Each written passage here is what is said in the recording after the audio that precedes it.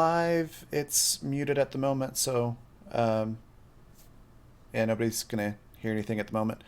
Um, but yeah, the stream is live. Any last questions before we jump into the actual game?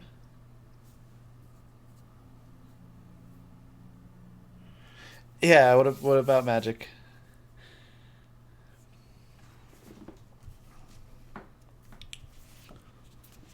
Okay.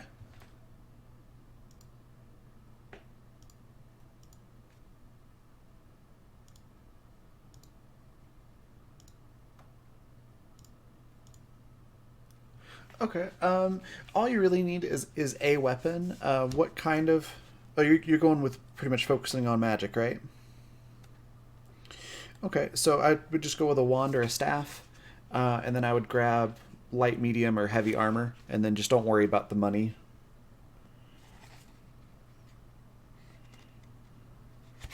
Yeah, they it gives you a pretty big bonus early on in the game, like, and you're going with summoner magic.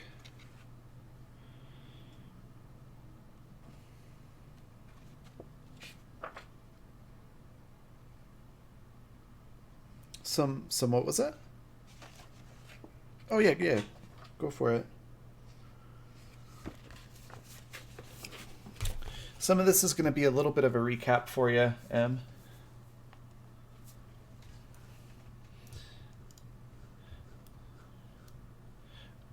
Just put it in your equipment with the quantity and weight, and then for your armor, just whatever bonus it gives you, put that in the bonus section for that defense type. There's light, medium, and heavy armor. Um, those are literally the only ones. Oh, and shields. Um, so light armor is 3 dodge, 1 absorb. Medium armor is 2 dodge, 2 absorb. And heavy armor is -1 to dodge, but 4 to absorb. Um, Perfect. And just make sure you keep track of your weights in the weight column.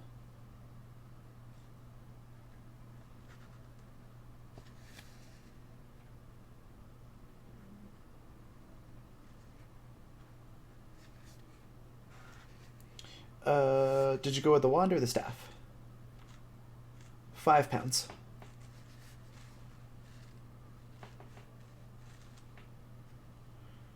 Um, yeah, though with the staff, well, yeah, with the staff you're fine. I was gonna say staff and shield might be kind of weird, but if you're just casting magic with the staff, that's fine. It's just heavier.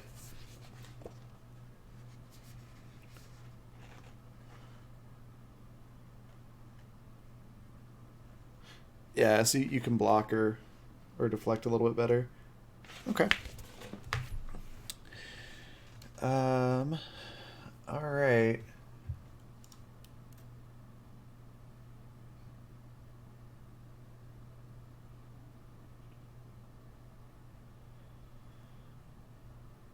Sorry, where was it? I didn't have my video chat up. Oh, like a buckler? Okay, so like a buckler. Gotcha. Cool. All right, well, we're going to go to the actual live scene here now, and then we'll jump into the game.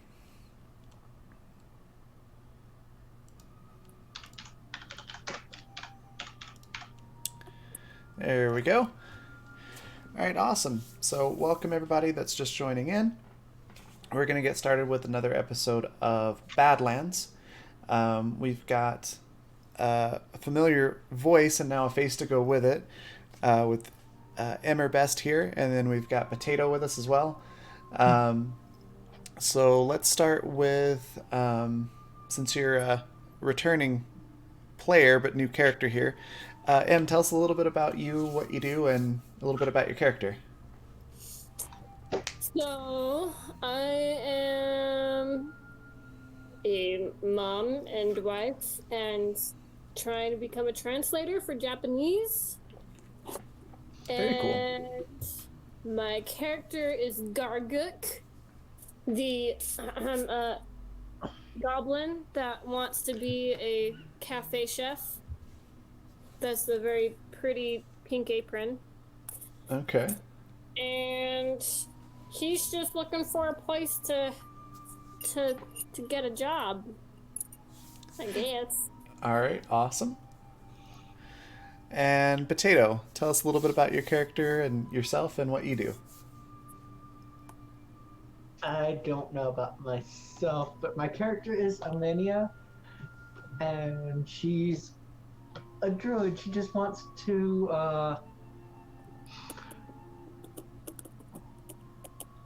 I think her current goals are just protect people and find out who needs rescuing. Okay. Gotcha.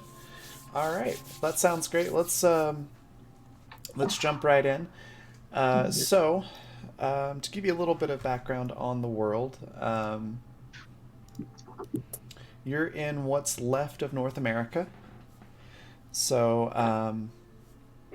basically, it's been divided up into 5 countries. Let's pull you guys over here to the world map so you can kind of see. So basically, you have um, Washington, Oregon, Nevada, and California. For all intents and purposes, don't exist anymore. They're just a very toxic wasteland. It's not really habitable. Um, Same with Maine, pretty much all of New England, really. New York and New Jersey and Pennsylvania are still there, but everything else in New England is pretty much gone. Most of Canada, most of Mexico was all rendered inhabitable, or uninhabitable rather, by this cataclysmic apocalyptic event that happened roughly a couple hundred years ago. Um, and you do know, your characters, that is, will know that that happened because magic was discovered um, through some means of discovery that kind of got lost in the records. All you really know is that magic happened, virtually everyone got it, and humanity kind of tore itself apart as a result. Um, You got to be responsible with your magic. yeah, people kind of didn't take the whole "with great power comes great responsibility" thing to heart, and yeah, That's something old horrible, news. something horrible happened, and now there's very few places on Earth that are still livable. But you're in one of those livable places now. So our story starts out just outside of what used to be Atlanta, Georgia, in a town called Alpharetta, um, which is part of the Southern Coalition country. To your north, you have the Dixie Borderland country, which is uh, the states that used to be uh, the Virginias, Kentucky, Tennessee, parts of Alabama and Mississippi and Louisiana, Arkansas, and so on. Um, Further to the north from there, you have the Canarican Industry Federation, which is basically what's left of Canada and the industrial states of what used to be the United States. So they've kind of formed their own country, and they are bordered um, very much so by those uninhabitable wastelands. Um, as you go further to the west, you have the Texan Agricultural Syndicate, produces a lot of the food for the continent. Virtually every country has its own source of food, so they're not entirely dependent on the Texan Syndicate, but that is definitely the syndicate's main export is food. And then as you go further west, you have the Western Expanse, which is kind of devolved a little bit back more towards being kind of like the Wild West. There's obviously still cities and areas of civilization and things like that, but it kind of became more, a little bit more anarchy, and these little pockets of civilization are more autonomous out there. But that's Idaho, Utah, and Arizona, parts of Colorado. So the Denver part of Colorado is part of that. Wyoming, the Dakotas, and part of Minnesota. All that are right in there. So that's kind of the setting. As you approach Alpharetta, you already know to expect that 21st century technology is still going to be available and present, though a lot of it's going to be multiple times repaired. So there's a somewhat mix of more primitive technology with what we would, as players, would consider modern technology. And there may even be some futuristic technology as well by the player's perspective. But you find yourself... Oh, sorry, what was that? Sorry, it's like Japan, like they got all these really cool robots and stuff, but like they hang their clothes out to dry. Yeah, that's actually... That's a good way to look at it. There's a lot of stuff like that where, things that would seem super futuristic to you or me today would be perfectly common, but at the same time, yeah, things like washing machines and dryers are a lot less common. So that's kind of where, that's kind of where you're starting out. And then as we kind of come up to the city, it looks a bit run down. It's a decent area of civilization. As you approach the city, you can see, the interstate is kind of the main walkway to get anywhere. So you're coming from, you're actually going to be coming from the southeast up to Alpharetta. And as you walk along, you can see the corpses, if you will, metal corpses of these old cars, the occasional broken down hover car, things like that. The road is very crumbly, and if you were trying to actually drive a car across it, you'd have a really hard time. But walking across it's pretty easy. And then you come up to Alpharetta, and it's pretty much encased in a wall. There's several large gateways and entrances into it, but they have basically like a protective wall, like you might see as more of like an ancient civilization, how they would protect their cities with walls. You come up to one of those gates. There's no person there guarding it, but you do see what looks like a futuristic type of turnstile. So there's a force field actually that's blocking the entrance, but it's only about waist height. And there's a spot there where you can scan your ID chip to basically record that you've entered the city, and it should take the force field away for you. As part of your inventory, in addition to any equipment that you got before you started, you will have an ID card, essentially the equivalent of a driver's license, but with a little bit more information than that. And it's got a little chip in it that you can scan for things like paying bills. So if you buy something, you can use that to pay for it. It records your identity. The government is like, you suck and we're gonna arrest you. They can just wipe all your money and then you can't buy anything. Yeah, that could happen too. Though, so there is, to explain that as well, there is a internet, but most countries operate off of what they call an intranet. So most of the countries will have their own sort of private internet for just that country. And then if you wanted to communicate or check balances or transfer money, things like that, to other countries, it's usually a little bit more of a process to get onto the larger internet for North America, to communicate with those other countries. So they're air gaps, basically. Kind of, yeah. So you guys have come in out of the wildlands, probably in search of, resupplying, looking for food. There's a number of reasons that you could choose for your specific character as to their personal motivation for coming in out of the Badlands. But you've come here with very little in way of supplies, food, things like that. Pretty much just what you have on your backs. Um, and that's pretty much what you see. What would you guys like to do as you approach this turnstile? Well, I'll scan my card Okay. because that's the thing.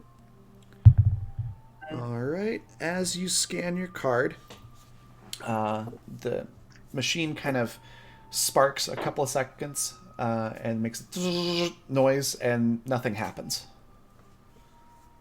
I hit it. Okay. Go ahead and roll a melee attack. Okay.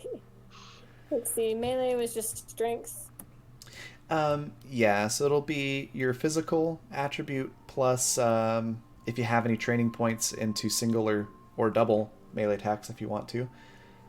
And then it'll be, as long assuming you don't completely botch it, it'll be like 1d4 damage.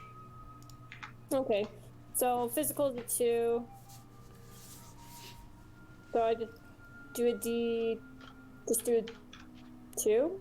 No, you'd roll a d20, and then add in your physical attribute, any training that you have in melee attacks, and we'll see how that goes.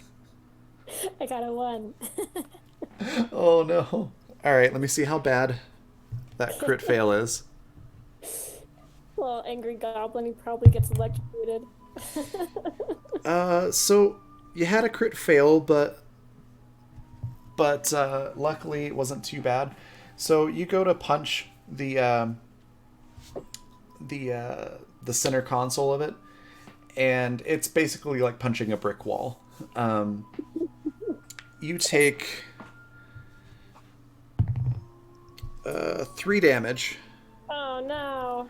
and your knuckles get scraped up a bit. My beautiful, beautiful baking knuckles. Whatever you do. So Alinea, you see Garguk here getting very frustrated. You're next in line at this turnstile, and you see Garguk. He goes and punches the console. Do you do anything at this point? Maybe you should try not punching it. I know. I think your video left there. Yeah, my Em. phone's dying. Oh no. Okay. Mm.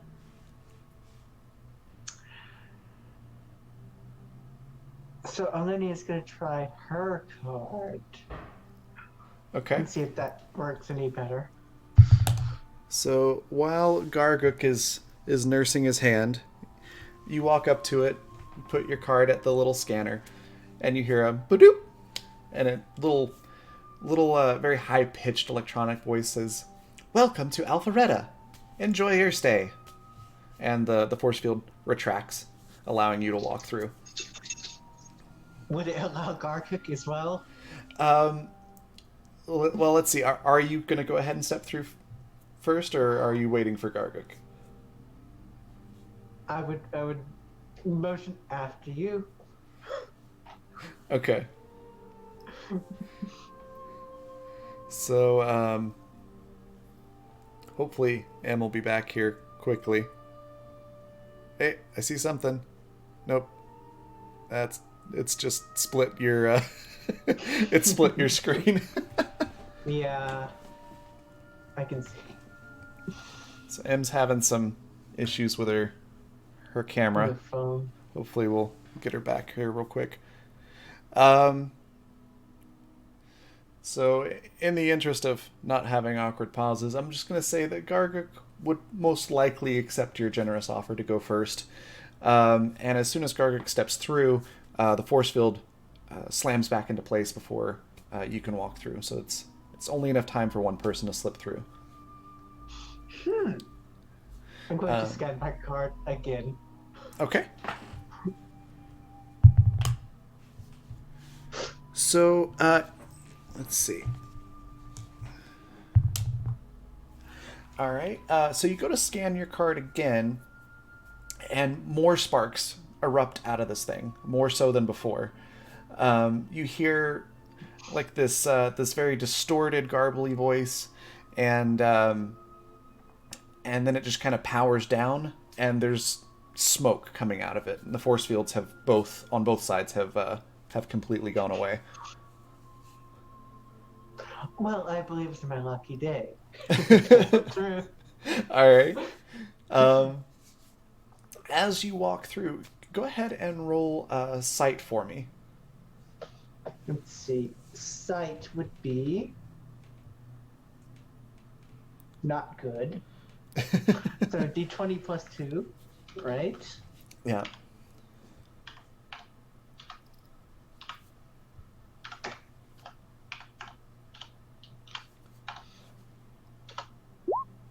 That's a 13. Okay. So you can see a pretty decent amount as you walk through. To your right, you can see what used to be a visitor center. It looks like it kind of has a gift shop still there, but it's pretty broken down. All that's left are a couple of yellowed postcards. What looks like a map that's probably at least 100 years old. There's a couple of like plushies, like Beanie Baby type plushies, but they look like they're covered in dust, and they've got some pieces missing where it looks like moths probably ate away at some of the fabric. I'm already regretting not taking rock magic. And you also see a sign though. Hey, I think we got M back. Hi, I hi. found a charger, but I make no guarantees that it will be consistent. So. Okay, no worries. So what happened while you were gone? Alinea used her ID scanner, or her ID card, and it successfully worked. And she said, after you, and I went ahead and kind of moved for you, had you go through the gate, and as soon as you did, it slammed back shut. So she tried to use her ID card again, and the entire thing erupted into sparks. It powered down, and now there's smoke coming out of it. And Lydia says, "This is my lucky day." Oh no. So Alinea is looking around as she's walking through, and yeah. So the sign that you do see in the sort of gift shop is a newer map. It looks like it's been like super glued and duct taped to this board, and it kind of shows you where you are. It shows you kind of the roads out of Alpharetta and where they go. So there is a road to the north that goes into the Badlands again, up towards South Carolina, where there's a little more civilization, a little bit, a couple of larger cities.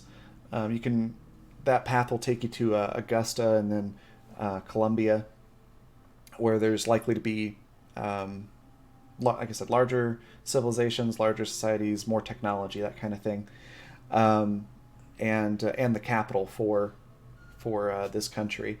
And then there's a road that goes out from the west of the city, which would take you into Atlanta, where there is a huge civilization there, another big sort of trade and commerce center for the country. Question about those Beanie Babies. Yeah. Are they for sale? You do see some price tags on them, but they're so old that you can't really read them. So I can just take one? Absolutely. There's nobody here to stop you. I'm gonna take 2. Okay. You take the last 2. Go ahead and put those into your inventory. They each weigh, let's say, half a pound each. So I'm going to just put this as 2 Beanie Babies. Perfect. Is there anything shiny there? There's a couple of shiny things. Pardon me one moment. My cat has once again gotten into something. I'll be right back.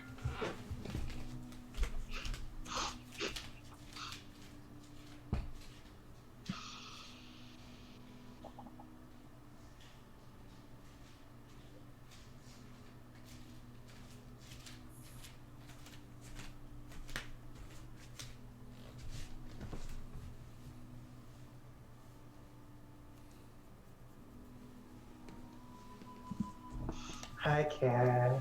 That was the little troublemaker. Crap. Yeah, there's a couple of shiny things in there. Go ahead and give me a sight roll there, Em. Okay. That'll be my sight plus my. So it's gonna be D20 Yeah. plus whatever your side is.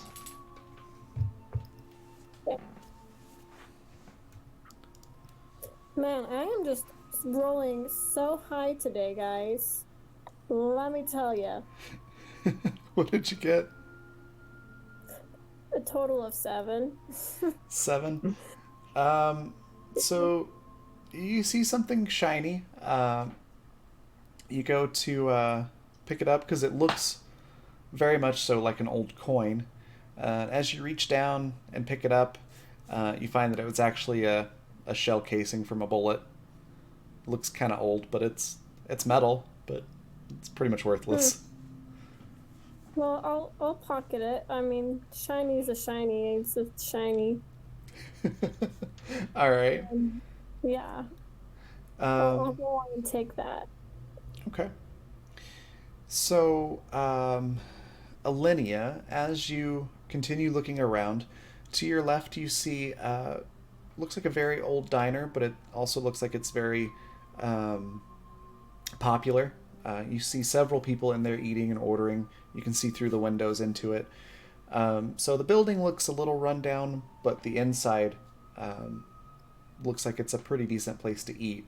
Looks like it's clean, even though it is old. You also see an inn across from you, so directly ahead of the entrance. You can see that there is an inn there. Looking further to your left, you see an administrative building, a broken down hover car, and you see a couple of little signs that points towards the police office to the left, and to a shopping center to the south. Wonderful. Um,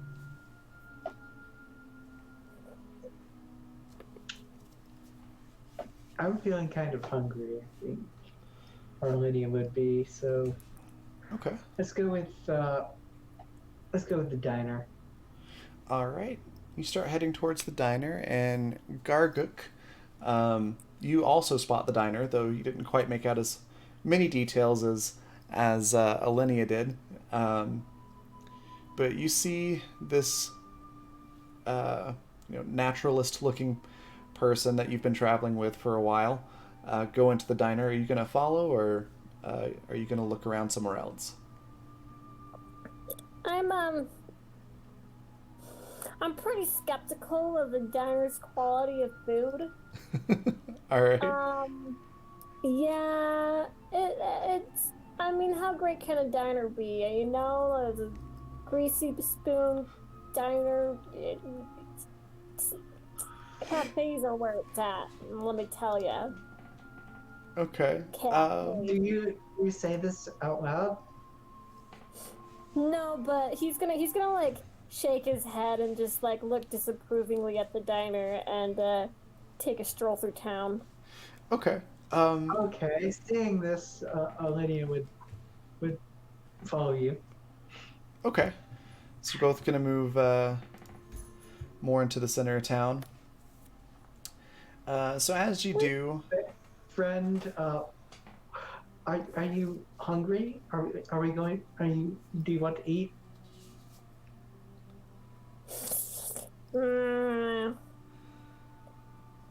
I make my own food. It'll be better than that diner food. all I right. would have to agree with you there.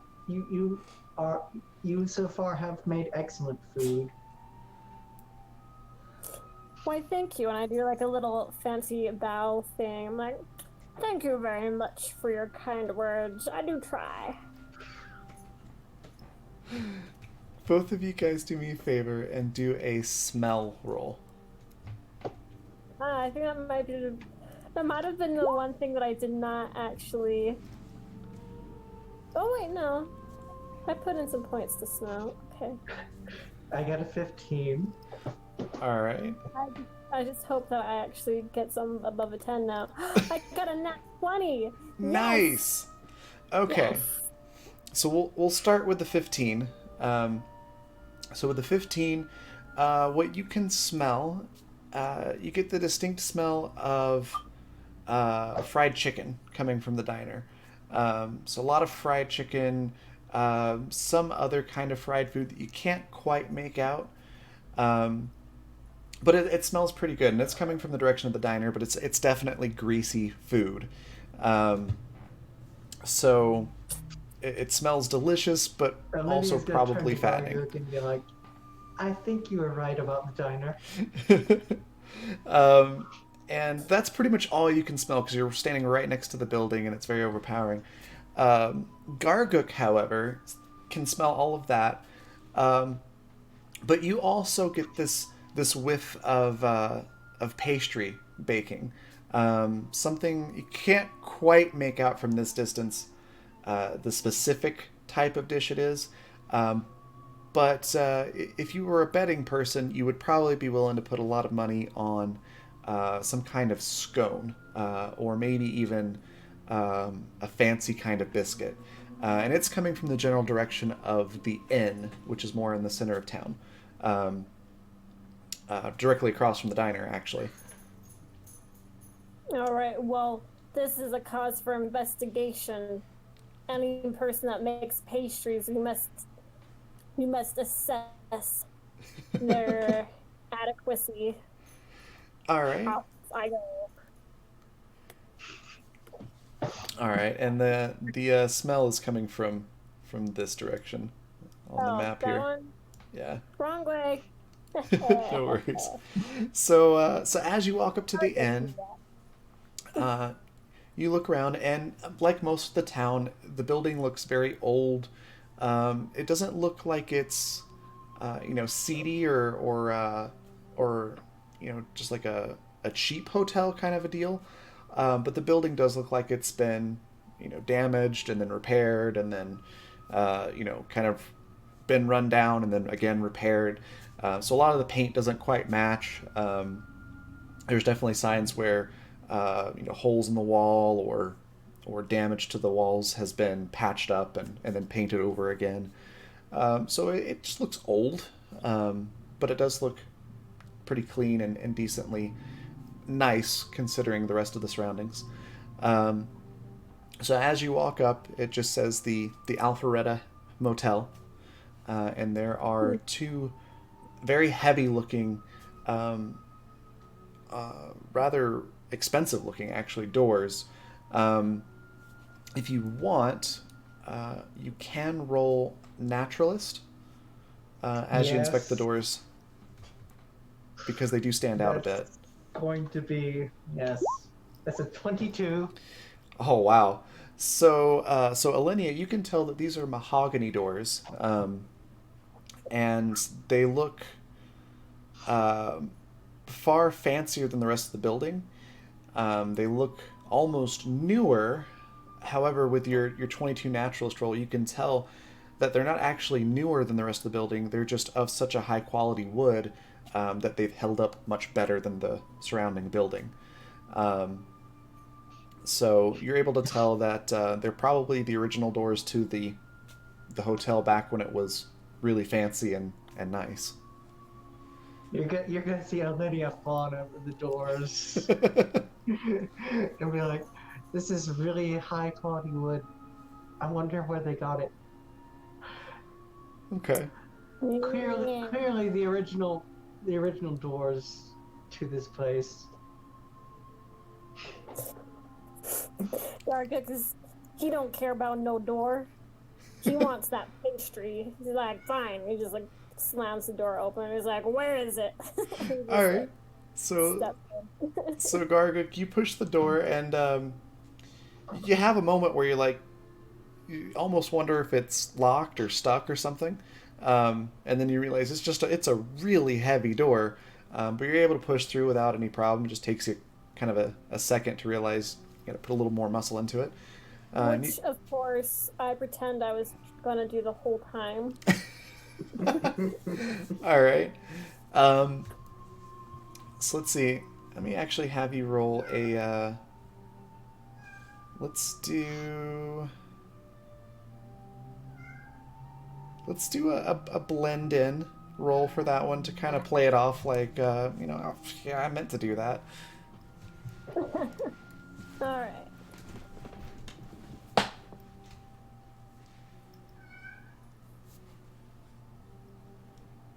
So it's a score total plus your d20?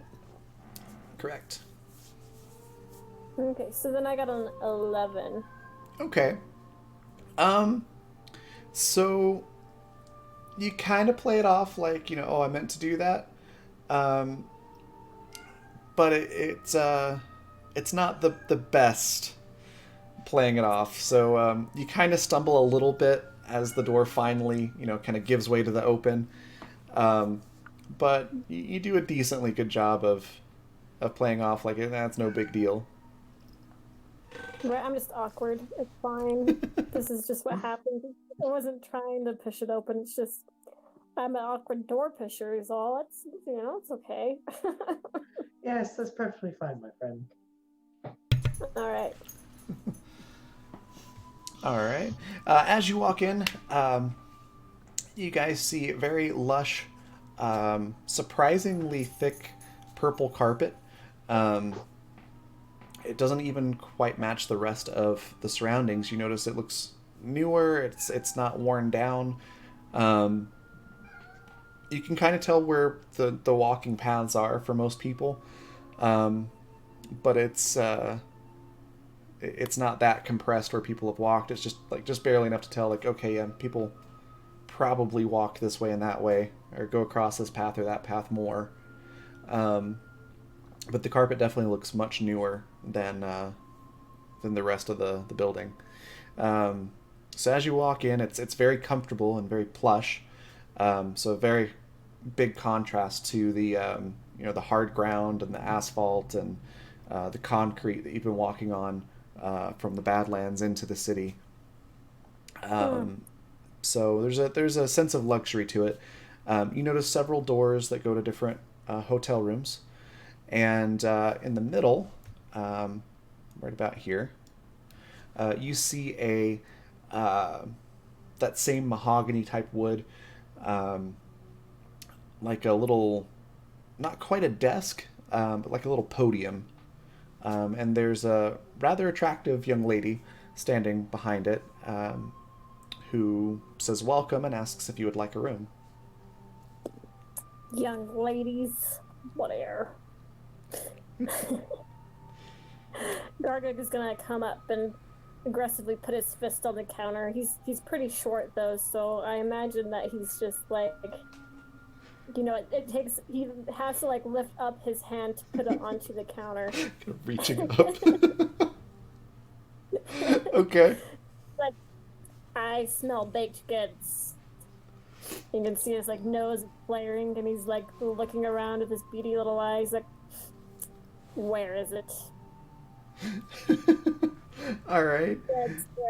Now, Gargag, you should probably be nicer than that. Don't come in between me and my pastry. Death glare back up. The young lady seems a little taken aback. She kind of jumps as you put your fists on the podium, and she looks over and is like, hi. Yes, we do have freshly baked biscuits every morning. A couple of different kinds for our guests. Did you want a room? Let me see the biscuits, and if they're any quality at all, then maybe I'll have a room. Let's see. Go ahead and you can do a couple of different things here. You can try to charm this young lady. You can try to persuade her with speech, or you can try to be intimidating to the point that she's scared enough into running off and finding a sample for you. How would you like to approach this?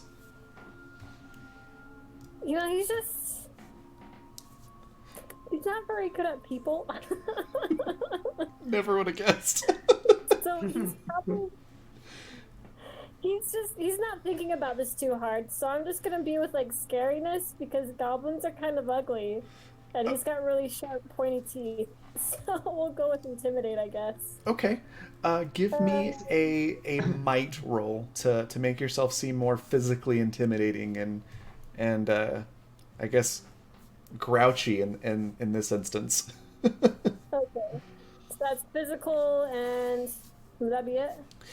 So it'll be your might score, and your might score is the combination yeah. of your physical attribute and then any points that you've put into might. Okay, I got a 12. 12? Okay. So you definitely seem grouchy, but the fact that you're so much shorter than the podium and you're having to put your fists up on it is kind of hurting you a little bit here. So Just the equivalent of a short, old, cranky man. so she's not so much intimidated as she feels like she needs to try to calm you down.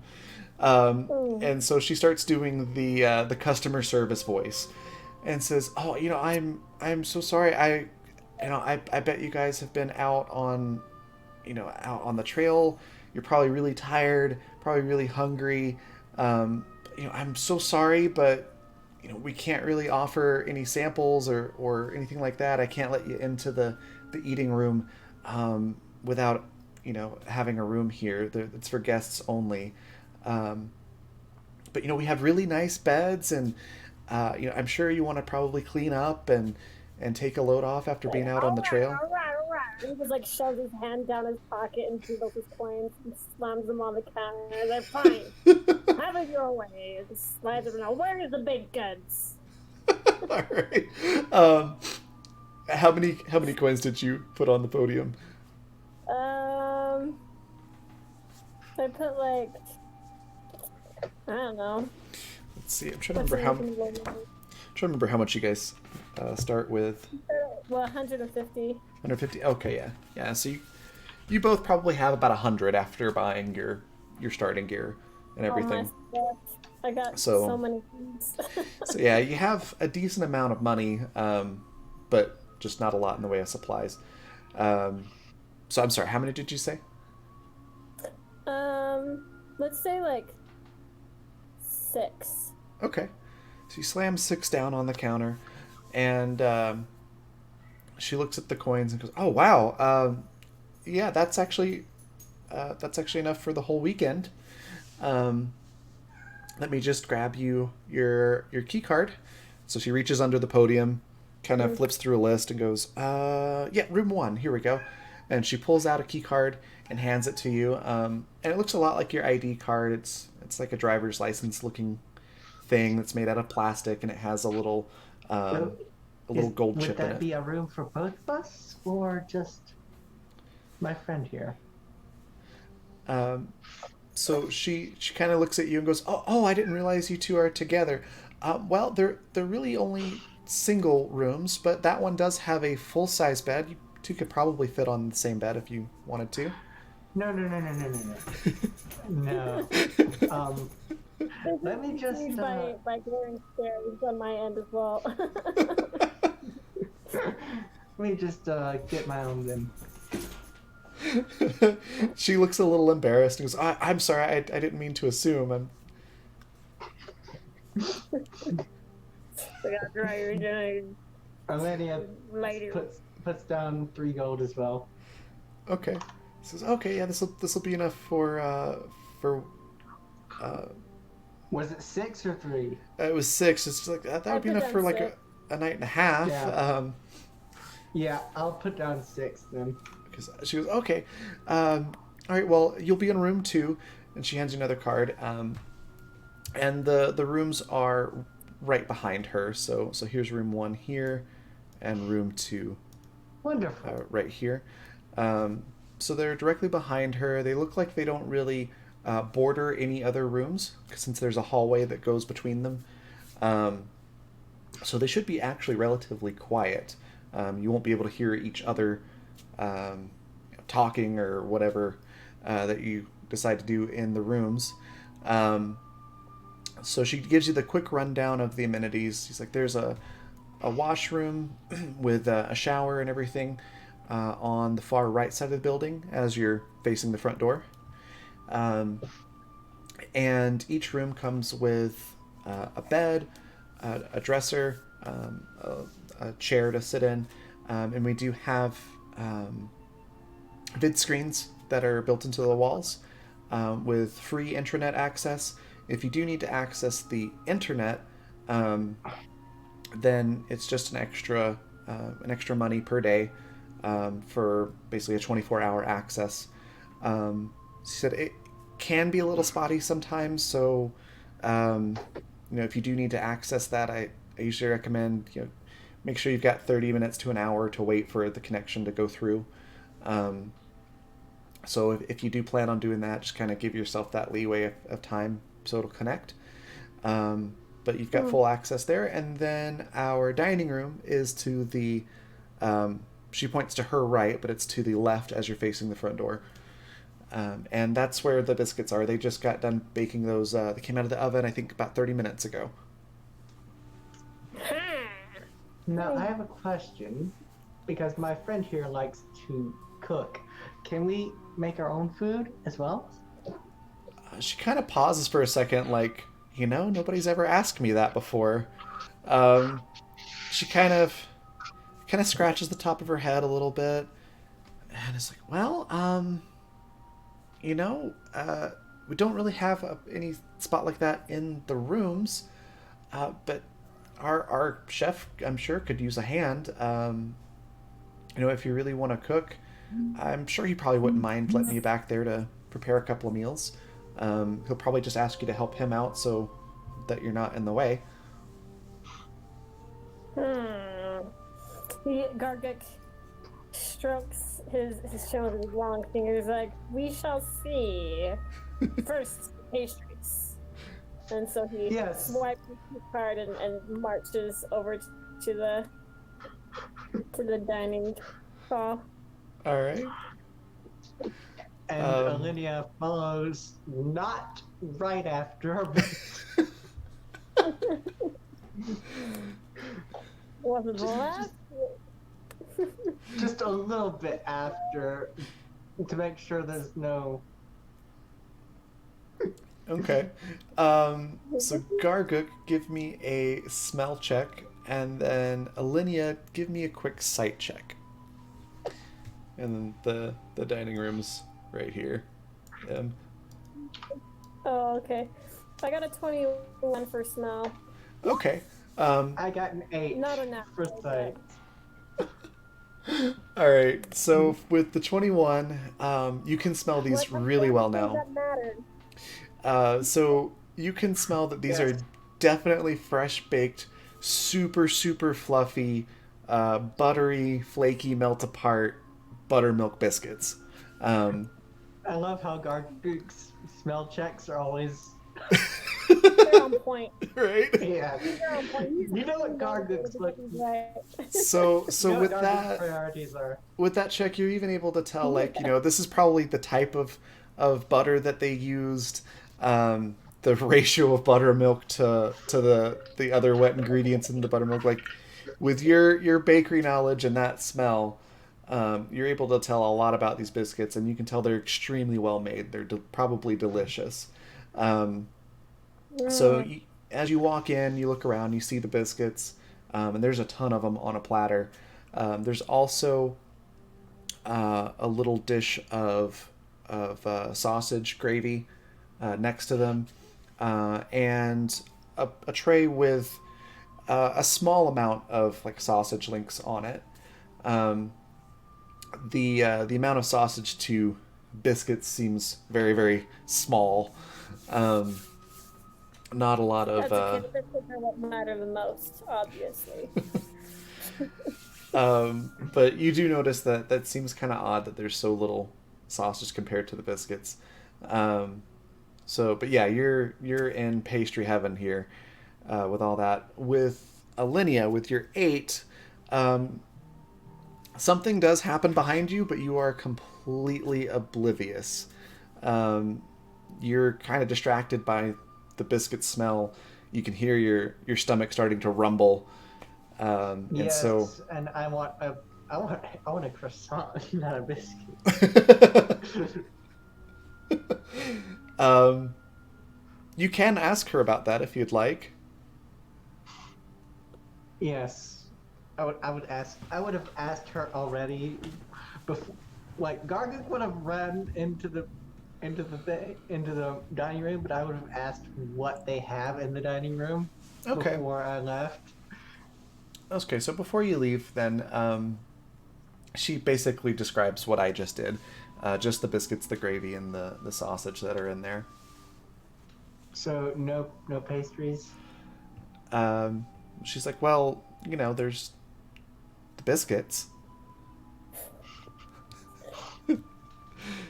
It's like, was there something else that you wanted? Hmm.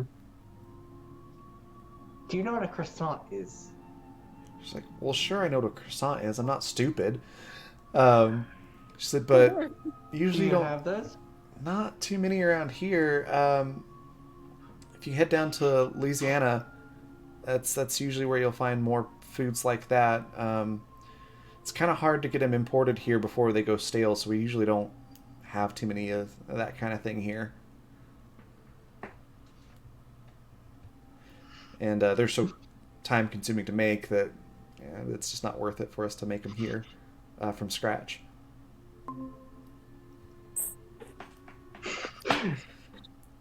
And Olivia, being somewhat disappointed, goes off to, because she's too hungry to be really disappointed, goes off to get some biscuits and gravy.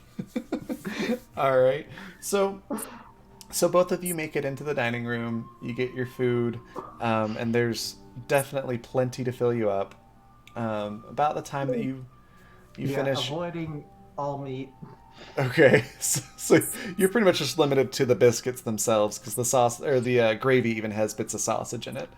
Ooh, no, Olivia would not. So, but the biscuits are absolutely delicious, and you have a really filling, high quality meal.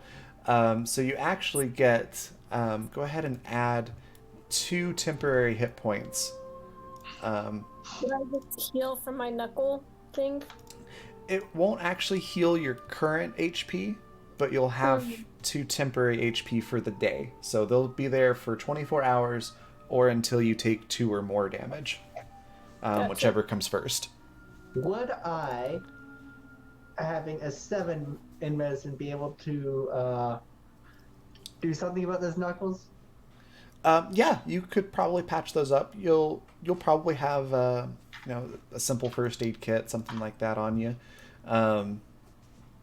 It's probably nothing more than a band-aid, but you could use. That's a 15 for medicine. Okay, so you're able to spot it and kind of take a look and see what the scrapes are. It's not too bad. You've got a little like gauze type bandage that you could like tie around their hand to kind of patch up the knuckles. So you do that, and Would Garguk allow Elenia to do this, or?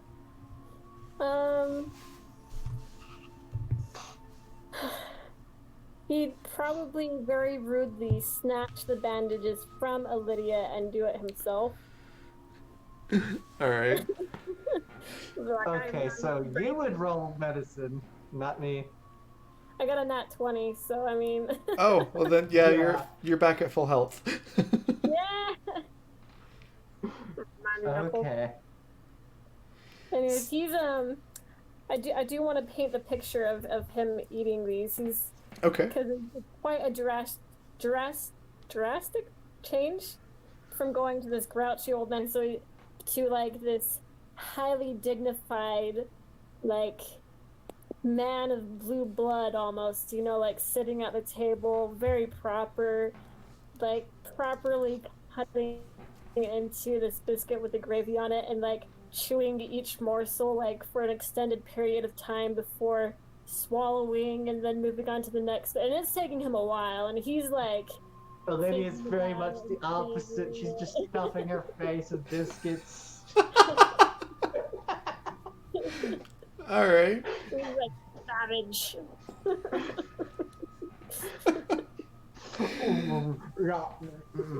Whatever. That's great. Don't talk with your mouth full. Perfect. Leaving crumbs all over the table. Wasteful. I'm gonna guess that Alinia's probably done eating a little bit faster than Garguk. Yes. Probably. So, Alinia, give me a hear check real quick. A hearing check. Hearing. Oh. Why am I not surprised? Oof. So, all you hear is the sound of Biscuits while I'm eating. I was gonna say the sound of that one extra biscuit over there on the counter calling to you. Going, come eat me. Eat me. So once again, you are very distracted by food, kind of being led by your tummy there. Garguk, while Alinia's grabbing that one last biscuit, go ahead and give me a hearing check for you as well. Okay. Would this be? Does this have anything to do with my awareness? No, this is going to be specifically to see if you hear a specific thing. Okay. I got an 11. Okay, and Not my height. what is your awareness score? Let me see. Make sure I updated that when I leveled up. Okay. So awareness be my mental, which is 4 plus sight or hearing. I'd probably do hearing. Okay, so it's a 9 Okay. for awareness. Okay. So, yeah, that doesn't really help you a whole lot. But with the 11, you very faintly hear a commotion coming from outside. Like it barely registers. But you're like, huh, that was a louder noise than what I've been hearing. It doesn't really quite register what exactly might be going on, but it kind of prompts you to listen a little bit closer. Okay.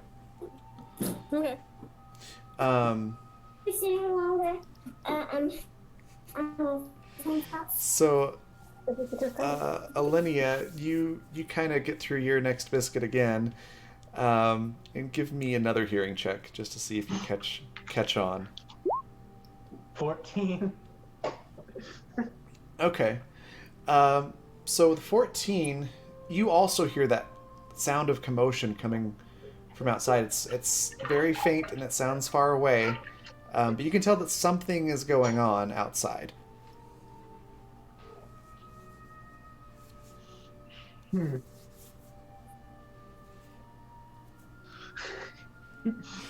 I'm going to go investigate. All right. So, as you, what is your awareness score as well? 7. 7. Okay.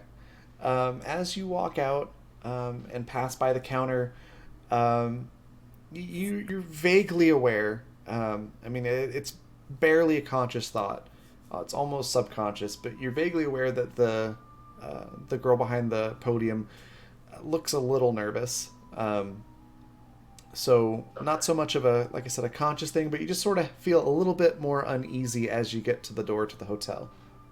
Tension in the air. Yeah. Can I roll gut feeling or empathy? Yes, you can. Either, actually, in this instance. I'd be gut feeling then. Okay. 28. You've got a bad feeling about this. There's something going down. You have this sense of impending violence. Yeah, I'm going to avoid that and go back to Garlic and be like, I think we should go back to our respective rooms. All right. About Because there's something going down. Definitely. And I would rather not get involved. He was going to ignore you until you said that something was going down, and then his ears perk up, and he grabs. He daintily grabs one of the napkins from the table, pats his mouth, sets it down, stands up, and says, "Sounds like a good idea. Let's go." And he just kind of, without really waiting for her. My lady's going to go back to her room as fast as possible. okay. Like, this room, right? Yep, that's yours. That's Gargix. Perfect.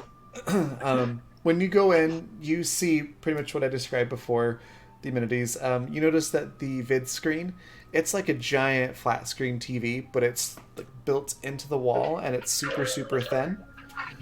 So it's almost like the wall itself is just a screen. It's probably like the equivalent to like a 40-something inch TV today. Like that big of a screen. And then there's a little keyboard that's on a tiny little desk with the sitting area chair where you can access it. That's pretty much the same in both of your rooms. But by the time you do get in and you kind of have a second to see everything, you hear gunfire coming from outside.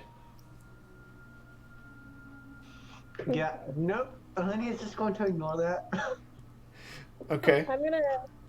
I'm gonna try to blend into my surroundings, if that's okay. Yeah. Pull out my trusty magic dagger thing. It's like a skinning dagger or a skinning knife. Okay. With a little hook on it.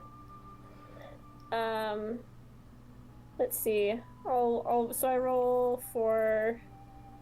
So it'd be a d20 plus your blend-in score to try to. Are you just trying to make yourself like invisible if someone were to walk in the room? Yeah. Okay. So I got a 12. 12. Yeah. I mean, you're able to kind of slide under the bed, and if somebody's not looking too close, they probably wouldn't notice you. If they just kind of peeked their head in, but you're not really that well hidden. But as far as you know, that you're like, okay, this is the best I can do. Okay. Alenia, what are you doing in your room? I'm gonna leave the lights off too, if that's okay. Okay.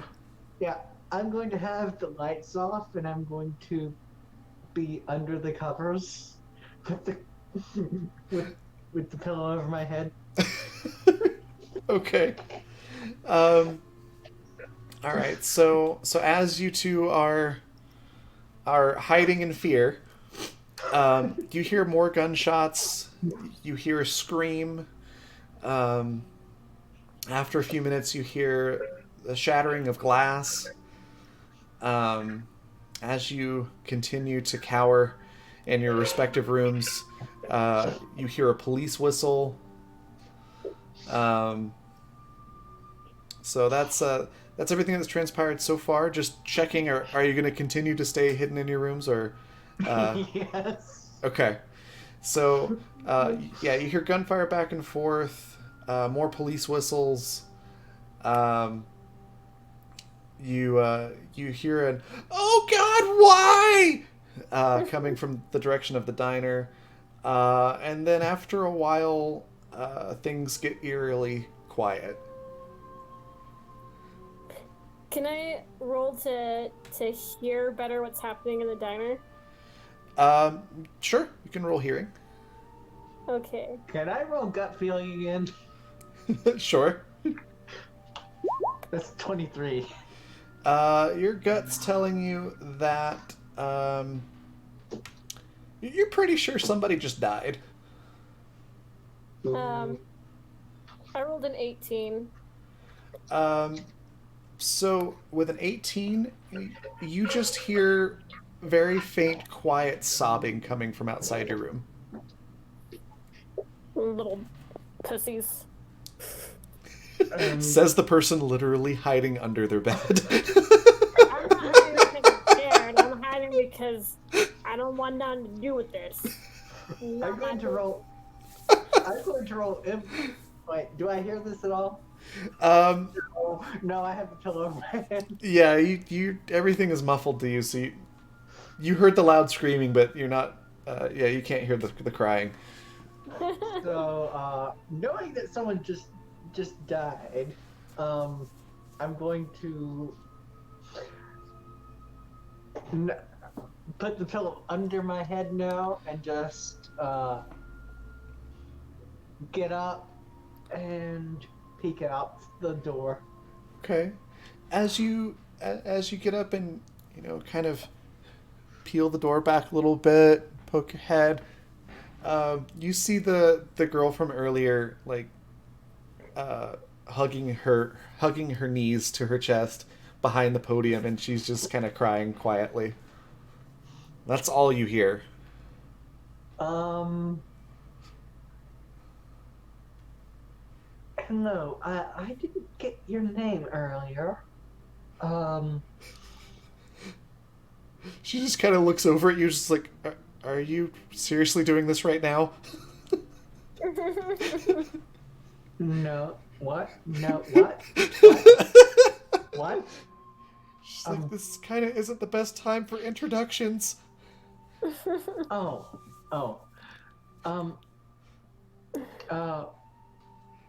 What happened? If you don't mind me asking. She's kind of doing the very loud whisper.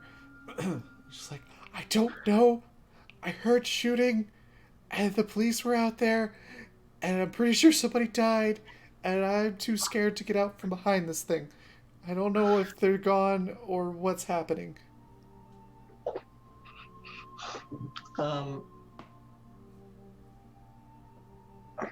I'm thinking, what?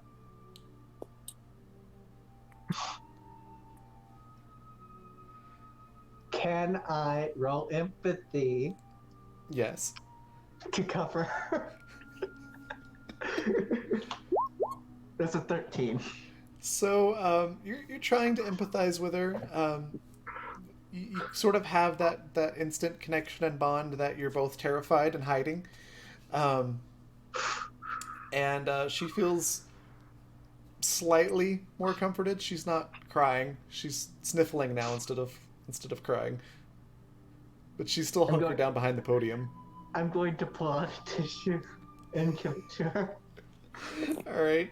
So do you exit the room then? Yeah. Because she's a good, 10, 15 feet away from you. Yeah. I'm going to pull out a tissue and come over and give it to her. Okay.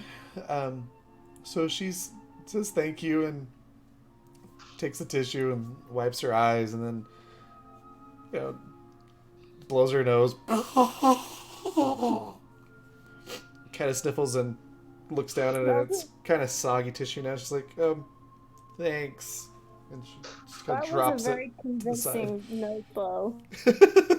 Yeah, it was. Sorry. Just saying. So yeah, she pulls it away, and it's very clearly like a soaked tissue. She's like, she drops it, and kind of just wipes at her nose again with the back of her hand, and she's looking somewhat less attractive now with eye makeup running down her cheeks and somewhat runny Red nose. face. Yeah. Yeah. But she's feeling much better. So she's she is comforted.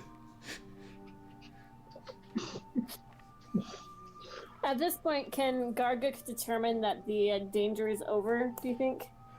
Give me a gut feeling. Okay. Yeah, I'm going to do the same actually, but with my gut feel. Mine is a 20. Nice. Mine is a 6. This is 6? just my d20 roll and my gut feeling score, so Yeah. it is a 6. Garguk, you have no idea. All you know is that it's quiet, and you heard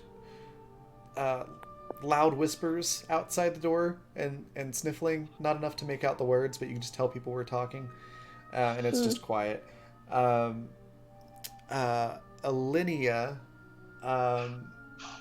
you feel like, yeah, the danger's probably past. It's very, very quiet, and that's a little bit unsettling after everything that just happened. But you don't feel like you're in danger. I look at her. The danger's probably past, my dear. Is there anything I could do for you? She's just like, no, I think I'm okay. I'm gonna go lay down. And she kind of literally crawls down the hallway into. I'm gonna help her. Okay. So you help her out, and she just kind of. It's like she remembers that. Oh yeah, I could stand up and walk, as you help her. And so she gets up and. Oh, that was loud. Sorry. She gets up and stumbles her way to a door that says employees only and goes through it. And after helping her to her room, I'm going to knock on Garguk's door. All right. So Garguk, you hear a knock on the door. I'm going to. Can I do another gut feeling to see whether I should respond or not? Yeah, you don't even have to roll. You can kind of tell from the knock and the sound of the footsteps that it's probably Alinea. I have been traveling with her for a while, so. Mm-hmm. Yeah. All right. And Olivia has a specific knock. I'm sure she Yes. does. Like, what? What do you want? Are you Crawl okay? underneath the bed. Are you okay? First of all. Second of all, I think the danger's over. It's like, what do you think I am? I'm cooped up in a room. Like freaking gunfire outside. Somebody probably died. I don't know. Yeah. All I want to know is the pastries are okay. And he opens the door and sticks his head out and glares everywhere and looks around. Okay. So the hotel lobby looks pretty normal. You can still smell biscuits. So nothing's really changed that you can see from here. The inside of the hotel looks pretty much the same. It's you're pretty sure that outside might be a different story though. Well, let's see if there's any bodies to pick. Like hobbles, goblin hobbles to the front doorway and does a sight check by the front doorway. Okay. And Olivia is going to definitely be looking for anyone that's injured and help anyone that's injured. Okay. So, can I roll medicine for this, or do I roll sight? Do sight first. Have you both do sight real quick. Okay. It's a nat 1. Ooh. Ooh. I rolled bad, but I didn't roll that bad. What did you get, Em? Let's see. I rolled a 7 plus a 2 for my sight, so it's a 9. A 9. So you are you stepping out of the hotel room, or out of the hotel rather, to look around? Sticking my head out warily. Okay. So you stick your head out. You look around with a 9. You can see by that broken down hover car. So right here on the map. So it's the hover car right in front of the diner. There is what looks like a police officer face down on the ground, and there's a pool of blood around him. You poke your head around, look around real quick. You don't notice much of anything else at the moment. Do you pull your head back in, or are you going to kind of stay right there? I'm going to walk out and very cautiously make my way over to his probably dead body. Okay. So as you step out, Alinea, you go to follow right behind and look out, and you don't quite notice that the door swinging back closed, and you just face plant right into the door, and take 4 damage, and you might have a bloody nose. Yes, It's I'm a going to really good apologize door. to the door.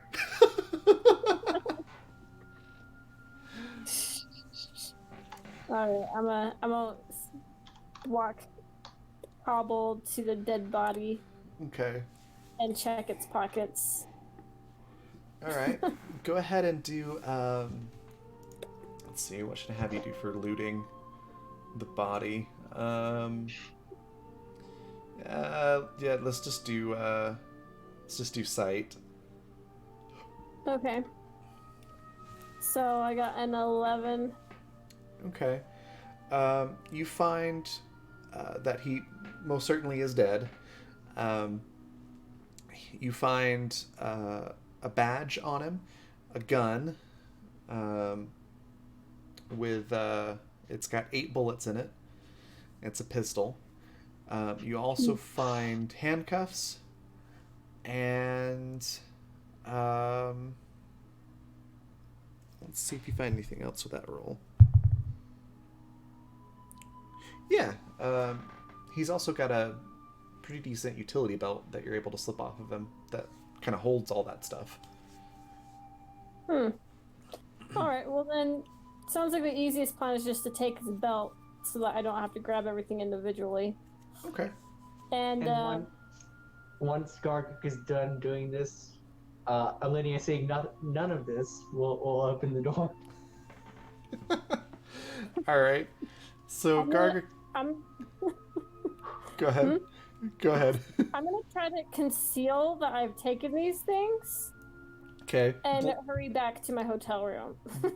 I'm like trying to I don't know, hide it in like my bag or like under my arm or something, or I don't know. I So can as you're heading back, Alinea is just now opening the door, and Alinea just sees you. Did you see anything? Well, no, nothing important. No, don't worry about it. It's fine. Garguk, give me a blend in roll real quick to see how well you hid that. Okay. And then something else is also going to happen before you manage to get back inside. Okay. I got a Can I roll? 21. Can I roll an empathy to see if I believe Garguk? Let's see. Yeah, you could roll empathy to see if he's telling the truth. You got a 21 on your blend in roll, you said? Yeah. Okay, so Yeah. I got a 24 on empathy. oh, he's definitely lying. So you're pretty sure of that. You guys are both kind of right at the door, right as you hear footsteps approaching, somebody running, and you hear a police whistle again, and you turn and you see this police officer sprinting towards the dead police officer on the ground, and you also notice at this point there's a couple of people from the diner kind of huddled on the ground next to the main door to the diner. And Garguk, give me a quick sight roll. Okay. 9. 9. Okay, so that's about all you notice. Alright. So you guys No are awareness bonus for this at all, maybe? nope. Oh, okay. So yeah, you notice nothing. Nothing happened. Yeah, there's nothing to see. Alright. So you guys are at the door as the police officer's approaching, and he points to both of you and says, hold it right there. Somebody needs to explain what just happened here. And he's got his weapon drawn. What was that from Alinea? I know nothing. All right. That is true. Do you want to try to just basically calmly explain that you saw nothing? Do you want to try to make him like you in that? Yes. Okay. So roll to try to get him to like you as you're explaining it, go ahead and roll charm to see if you can relay it in a personable way. Okay. Come on, dice. 8. So you try to be friendly, and he's like, just has no interest in. I'm shook. Yeah, he has no interest in small talk or anything like that. So he's like, okay, so you saw nothing. Okay, he believes you. You're able to explain to him like you know just walked out the door.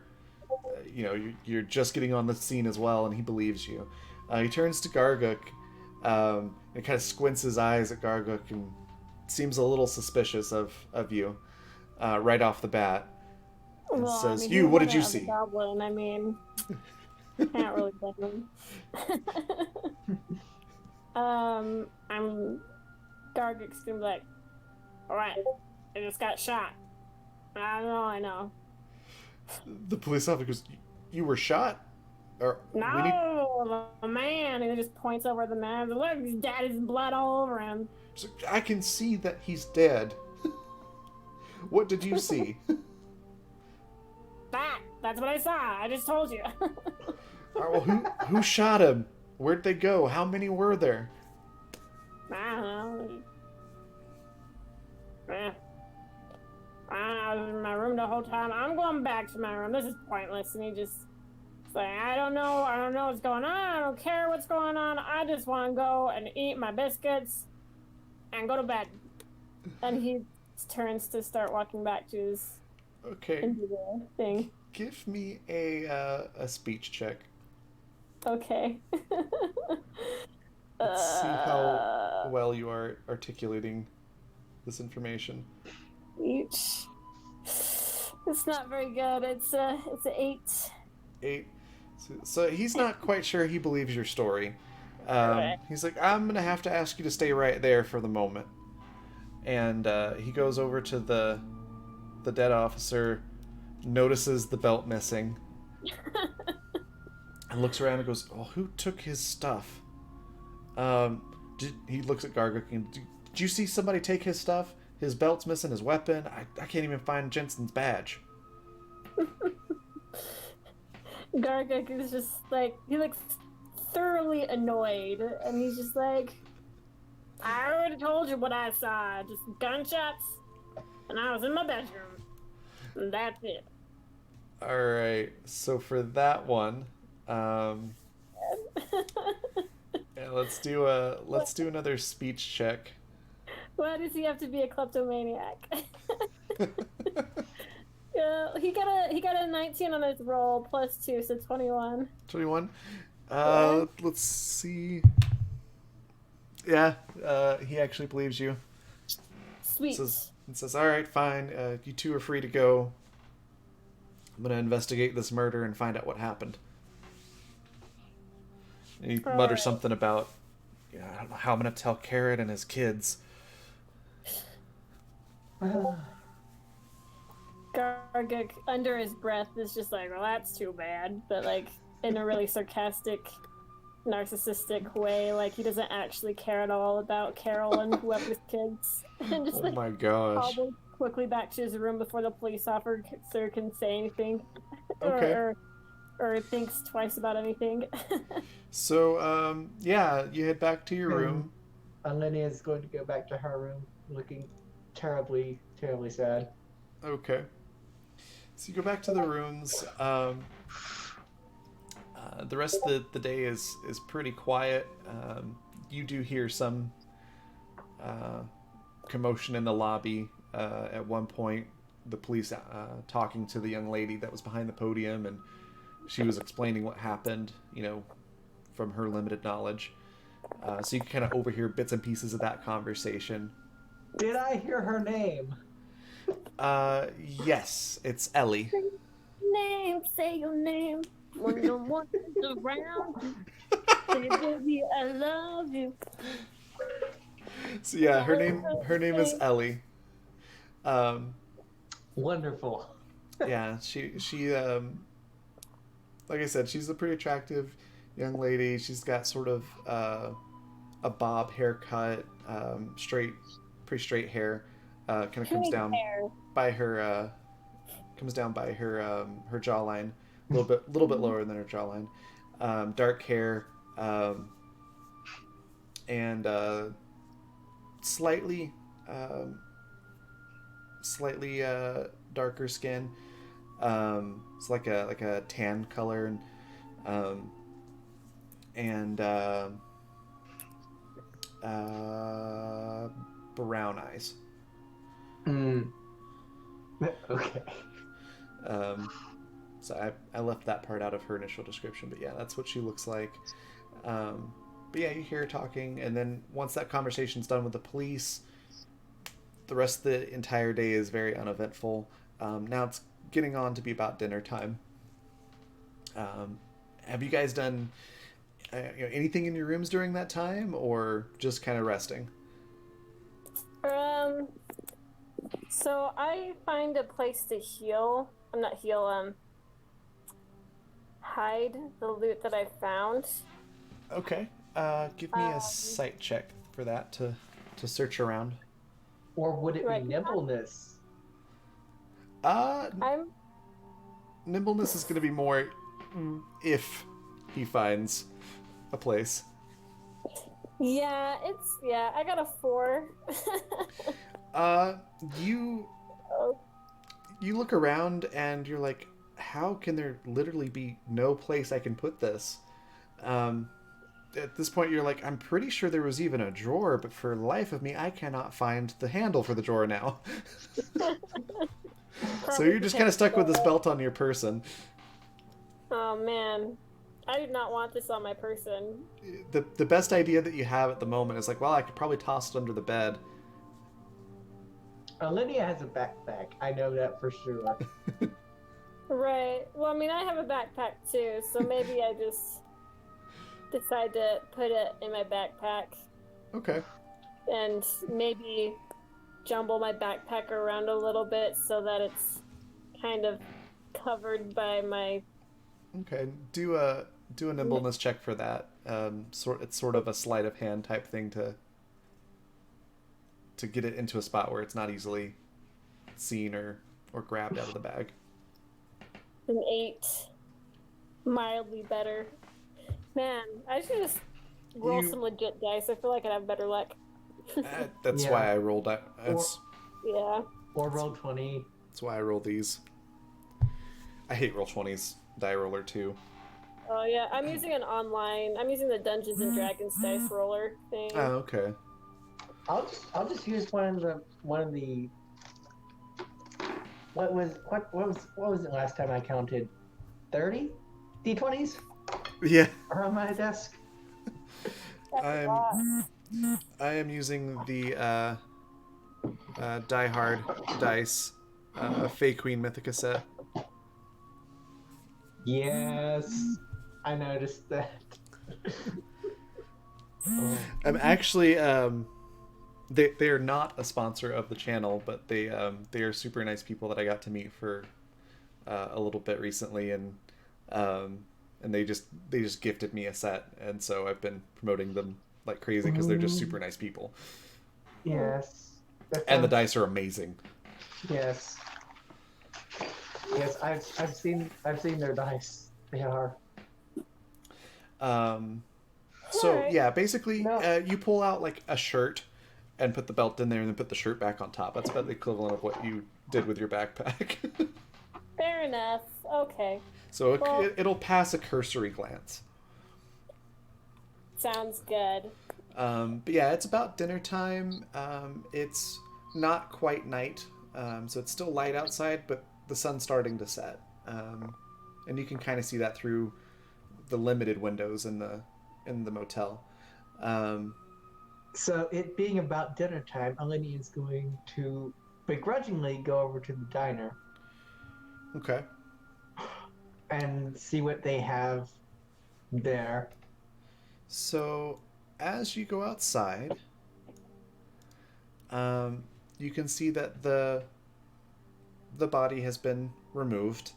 There's still it's been cleaned up. There's still a blood stain on the concrete, and there is a body like chalk outline and some police tape that says "Do not cross." And you can also see at this point now that one of the glass doors, or it's like a big door that's part metal, but the majority of the middle part of the door was glass. So it's this door is still there, but the glass part has been busted out and it's kind of covered in cardboard on the diner. And you can see that there it looked like there probably was police tape there, like over the door, but the diner's open again, so the tape was kind of cut down the middle, and it's just kind of dangling off the sides of the entranceway.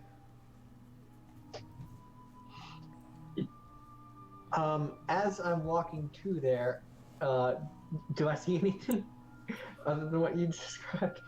You can look around for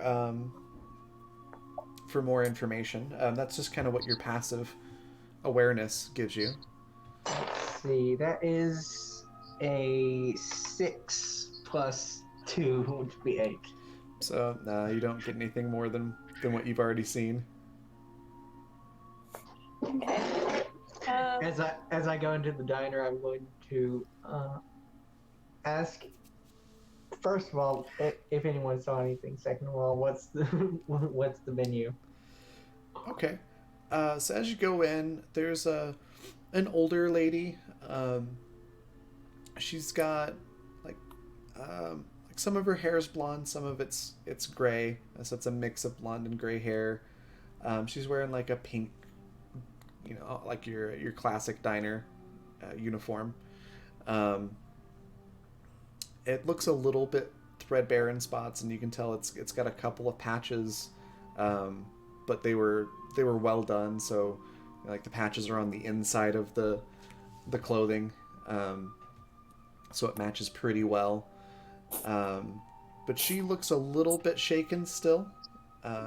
She kind of lets you in, shows you to a table, and she tells you the special, that there is again fried chicken, and then she mentions that there's also baked fish on the menu, and then some other classic diner stuff like grilled cheese and a club sandwich, that kind of stuff.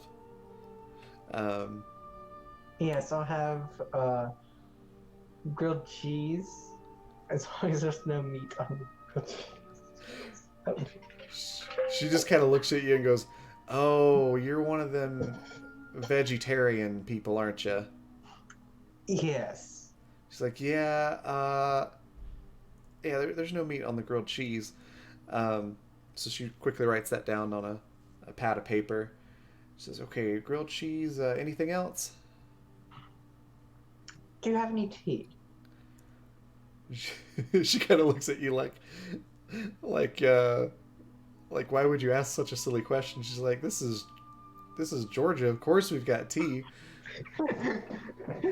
So she's like, all right, 1 large iced tea, and so she writes that down and kind of looks at you, and then you wanted to ask her what she saw, right? Yeah. What exactly do you say to her? So, do you know anything about what happened out there? She just kind of hangs her head and shakes it a bit, and she's like, "Poor Officer Jensen." She's like, "Well, we had a robbery here in the diner, and these 3 men broke in, started shooting up the place, and they stole a bunch of money out of the register, and Officer Jensen tried to stop them. They got in a gunfight, and they shot him and ran off, and they got away off to the bad part of town." It's like, I didn't get a good look at their faces. They had those ski mask things on their faces. So, but yeah, they robbed the place and got away and killed that officer. So everybody here's a little bit shook up from that still. She's like, that's what happened. Oh. I hope they catch them. She's like, well, I don't think anybody got a good look at their faces, and they ran off, so they probably won't catch him at this point. So it's too bad there wasn't anybody here to intervene. Yeah, too bad. But she says, anyways, I'll go get this order in for you. I'll be right back with your tea, hun. And she leaves and goes back into the kitchen. What's All what's Garguk doing during all this? So, Garguk is way beyond like dinner. He's thinking about like tea time and supper and all this in between meals. So he's been here, you know, and he's just kind of like hanging out in one of the other booths, you know, with a cup of tea in the hand and. Oh, so he's already at the diner by the time Olivia gets there. Yeah, so he's there. I mean, Okay. Food is pretty important in his life, especially the higher quality foods, as in pastries and teas and occasionally coffee, I guess. So he's gingerly sipping his tea in the corner. I love that Garguk and Alinea have the same taste in food, but they eat completely different. That was pretty funny. Yeah, totally different. It's like the same, but like the reasons how they got there is like off the wall. But yeah, he's just sitting there. Do they have like a newspaper? Yeah, they do. He's reading the news. It's actually it's like a little like an iPad or a tablet type thing that's kind of it's in a case that's bolted to the tables. Each one has one. Gotcha. And it's connected to just like the city network, and there's an electronic newspaper that you can read through on there. Okay. I'm gonna say Olivia's reading an ebook. Like Olivia's probably got an ebook account of some sort. Okay. So yeah, you it's got a little scanner for your ID, and you're able to scan it and get your Kindle equivalent credentials put in there, and so you've got access to not all of your books, but a fair few of them, the ones that are accessible in the local database at least. And she's reading about birds. Nice. Garguk, reading through the newspaper, is able to get most of the details about what happened that way. So you know that there were 3 suspects. None of them have been identified. You know, the police don't really have a whole lot in the way of leads. And that several $100s worth of money was stolen from the diner, along with some police weaponry and identification. And really, Garguk has like zero interest in the things that he stole, except that they were shiny.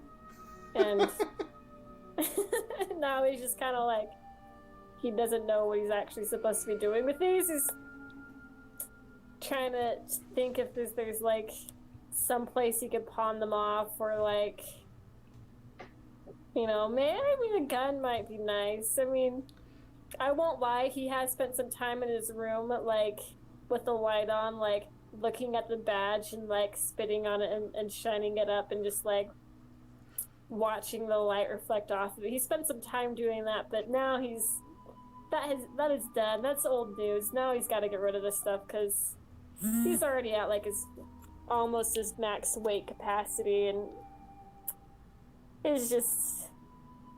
You gotta steal and let go if you want to steal more later, you know? Okay.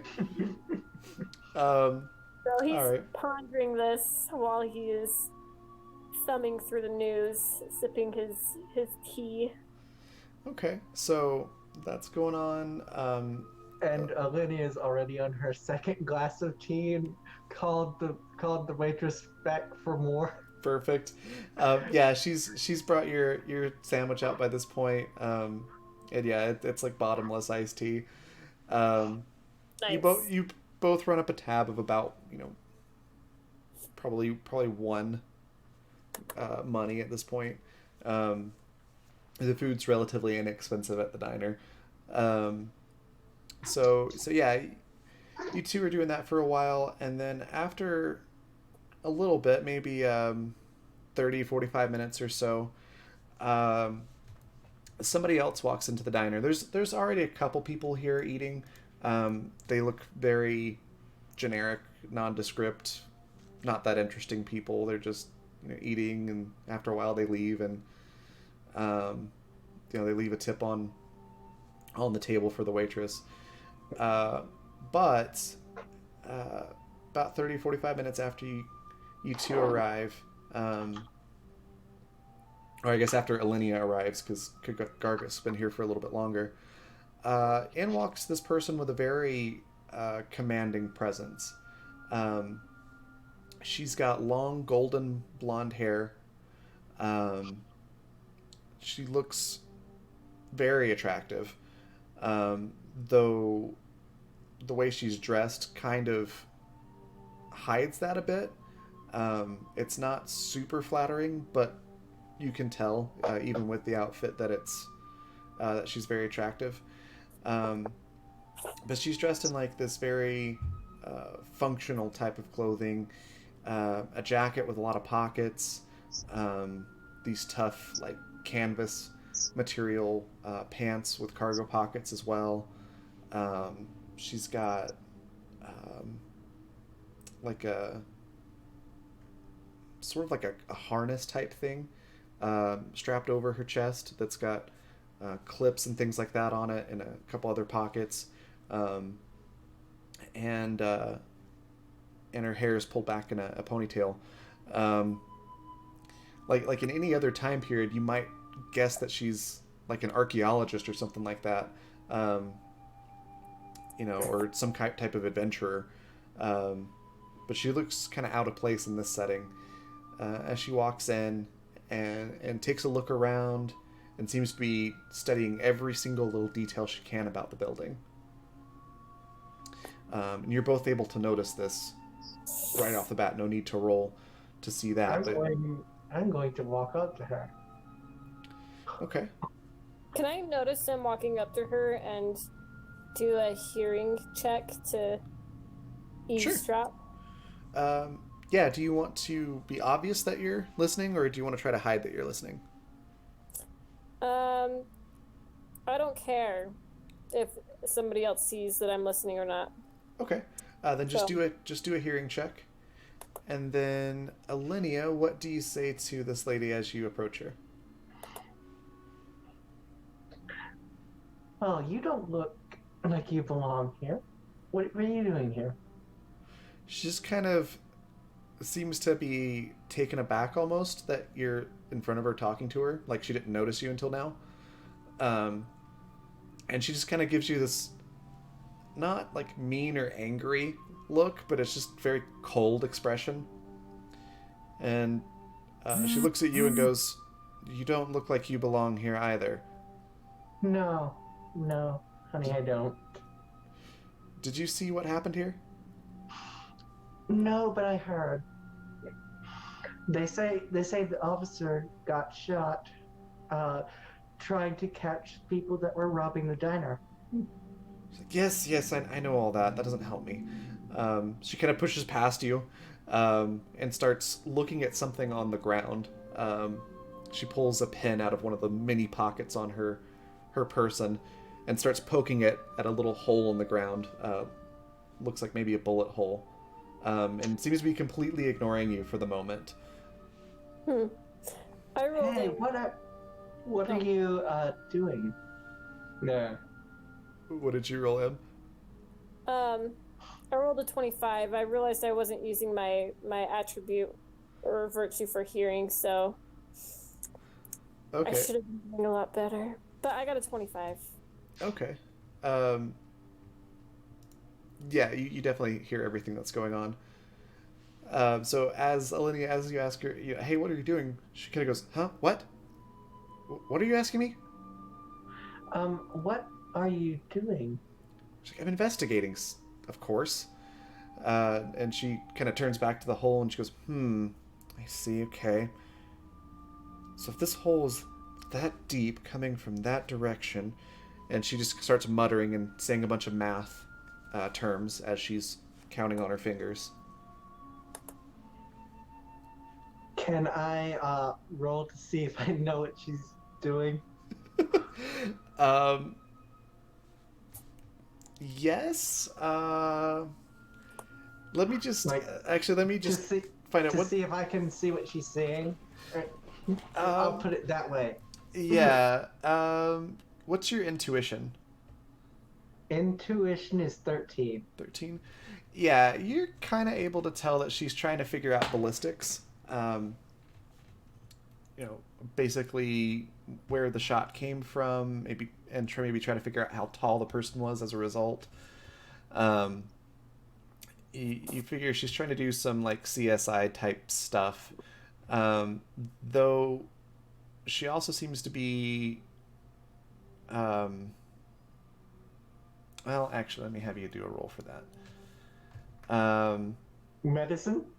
No, actually. Give me a magic engineering roll. Magic engineering would be magic, not mechanical. Would be 4. Okay.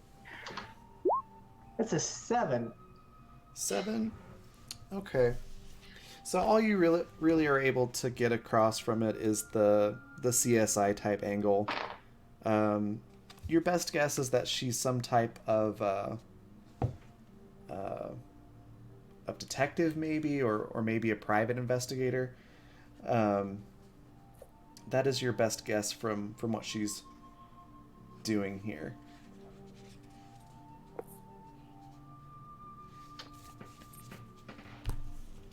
So I didn't catch your name. Detective? She was detective. Is there a detective here? Oh, no. Oh, you're talking to me. She kind of shakes her head for a second, goes, I'm sorry, I was distracted. My name's Minerva. I'm not a detective, I'm a bounty hunter. Ah, I see. Are you looking for anyone in particular? I'm looking for Santa Claus. She kind of says in a perfect deadpan without missing a beat and goes, who do you think I'm looking for? This, of course, makes Garguk smile as he sips his tea in the corner. Honestly, not quite sure. That's why I asked. She's like, well, I'm looking for the 3 people that shot the place up and killed that police officer. Ah, I see.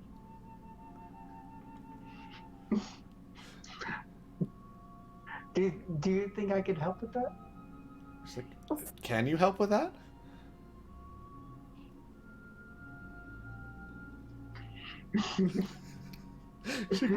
She's just like asking expectantly. I think of any of would. So she's gonna say yes. She's like, oh, okay, great. What do you have? What information do you have for me?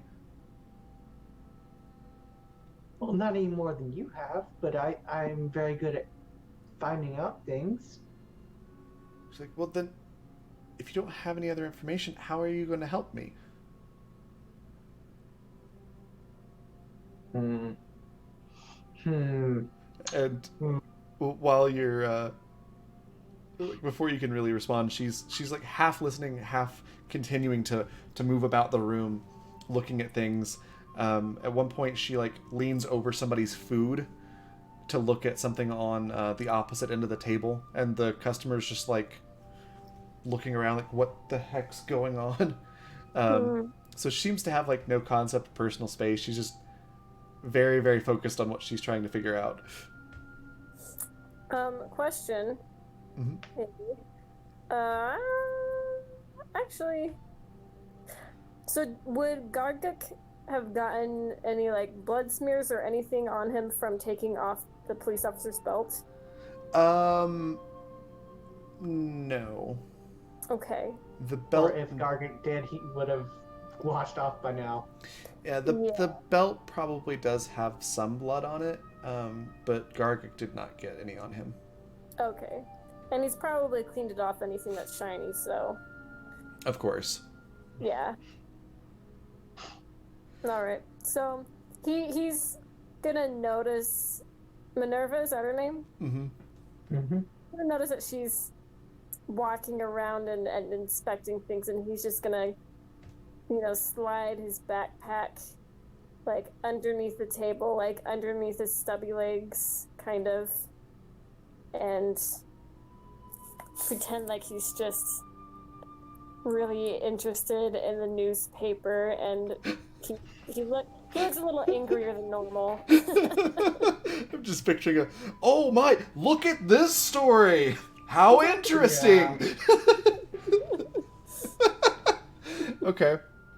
Yeah, Alinea being very interested in what Minerva is doing is going to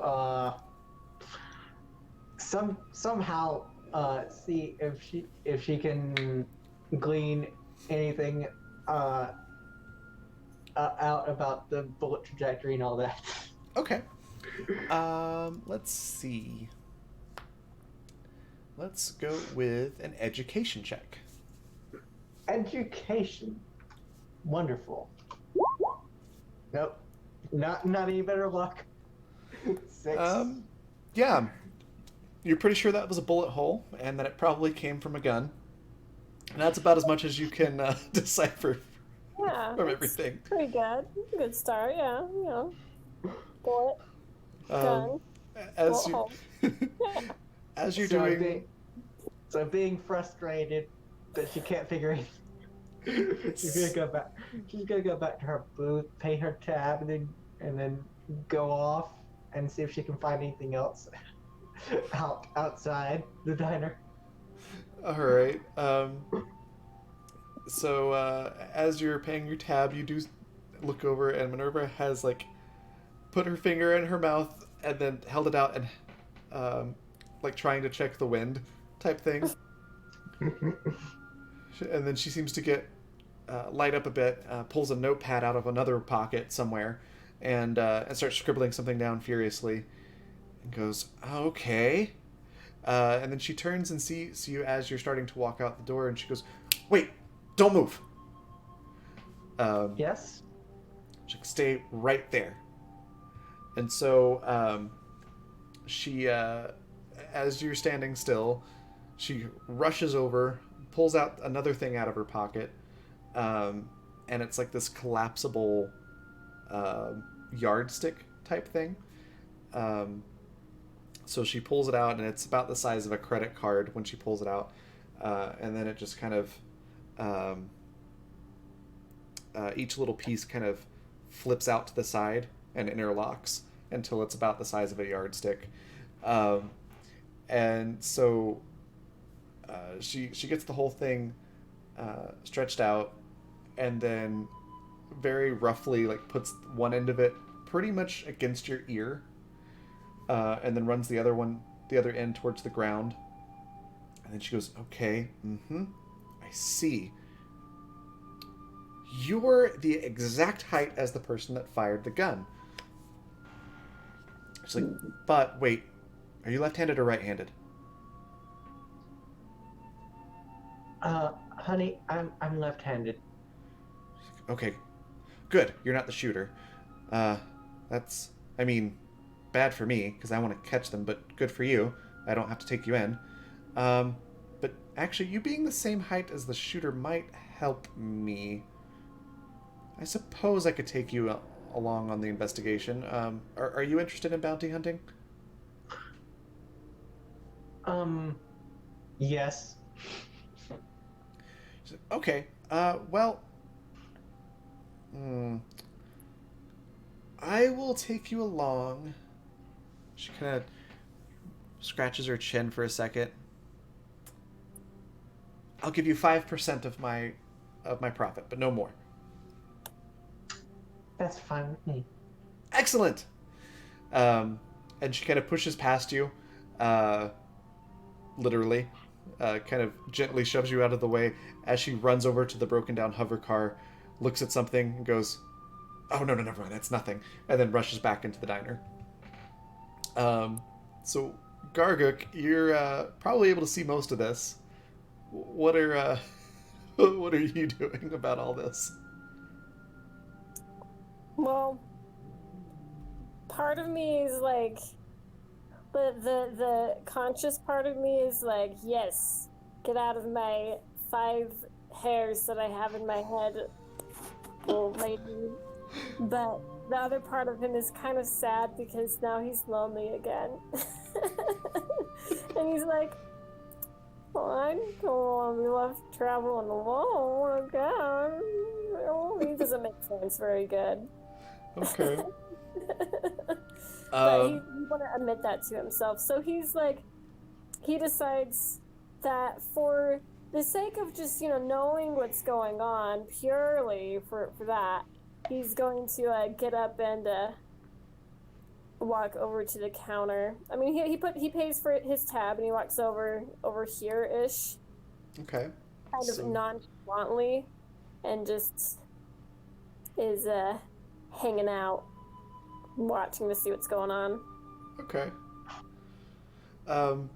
As you're standing there watching, Minerva notices you. And then you see her staring at your feet rather intently. Oh, great. Um, I'm gonna glare back at her and be like, what? You she never seen feet before? she's like, of course I've seen feet before. Who wouldn't have seen feet before? What a silly question. But your feet in particular. She pauses for a second, then casts some magic, and puts a small portal against the door, or a gate rather, a small gate against the door, and then you suddenly feel that your foot kind of go down a little bit, and so she's cast 2 gates, one directly below your foot and one at the door, and so now she has grabbed your foot and is staring intently at it, and goes, "Yes, that's exactly the same size. Perfect." I'm very unhappy with this. Extremely unhappy. As is Zelenia, because that's her friend. I'm gonna pull my foot back. Okay. Violently. You're able to do so pretty easily. She doesn't have a firm grasp on it. But she dismisses the gates and goes, "Ah, that's perfect. I could actually use you as reference too. You aren't interested in bounty hunting by chance, are you?" He looks down on her as much as he can, being as short as he is. She's rather tall. He attempts to look down on her, but probably fails miserably because she's very tall and he's very short, but he's like, well, make it worth my while. She says, "I'll offer you the same deal I offered her, 5% of my profit." He glances between the two of them and is like, fine, money's sparse. She just claps her hands together and goes, "Excellent! Excellent! All right, now, on to the hunt." And she just, without another word, moves past both of you to the side entrance of the diner and walks out. She's actually back over where the town entrance was. Yes, follow her. I'm gonna begrudgingly follow her. All right. So as you follow her, she seems to be vaguely aware that you're there, but she's definitely not making sure that you're following her. She seems to kind of be just pressing on no matter what, and she leads you to a different part of the town. So as you follow her, you come out to this area. I'm going to move a couple things on this map here, but to describe it as I am going, it's a much darker, much more broken down, dingy kind of area, part of the town. There is, as you walk up, to your left, there is a a broken down warehouse. A lot of the windows are busted out. It's very dark and dimly lit, and the street is very dirty and grimy around it. To your right, there's some sort of mechanics type shop. Um, you get the vague sense that uh, maybe it's some kind of chop shop, in addition to being uh, a repair place. It just kind of has that vibe to it. In the middle of this area, there is a small park, but it's more of like a tiny garden, than anything else. But there's a seating area, and it's relatively nice looking for how grungy the rest of the place is. Um, there is some graffiti on the bench and things like that, though. Um, and then further down the road, you can see um, sort of a grocery store.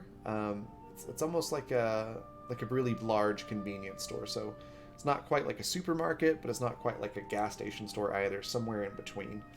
Um, and then further down on the left, as you're entering in, you can see this sort of seedy-looking nightclub.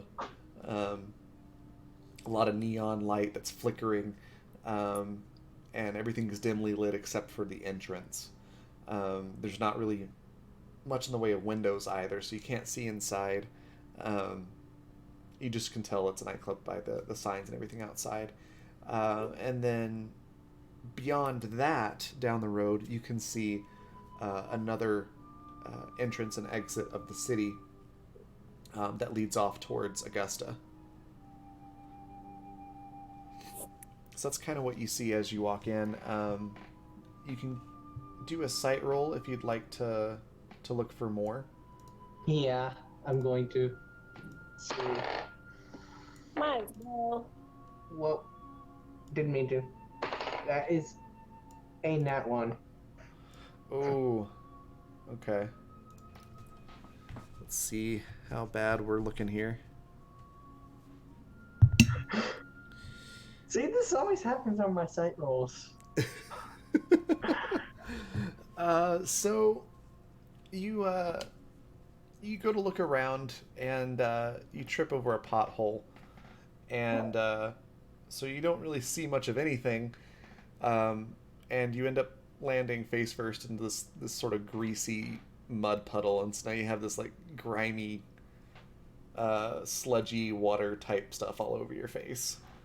Again, regretting not taking rock magic. Which magic? Rock magic, because then I would have been able to just get that off.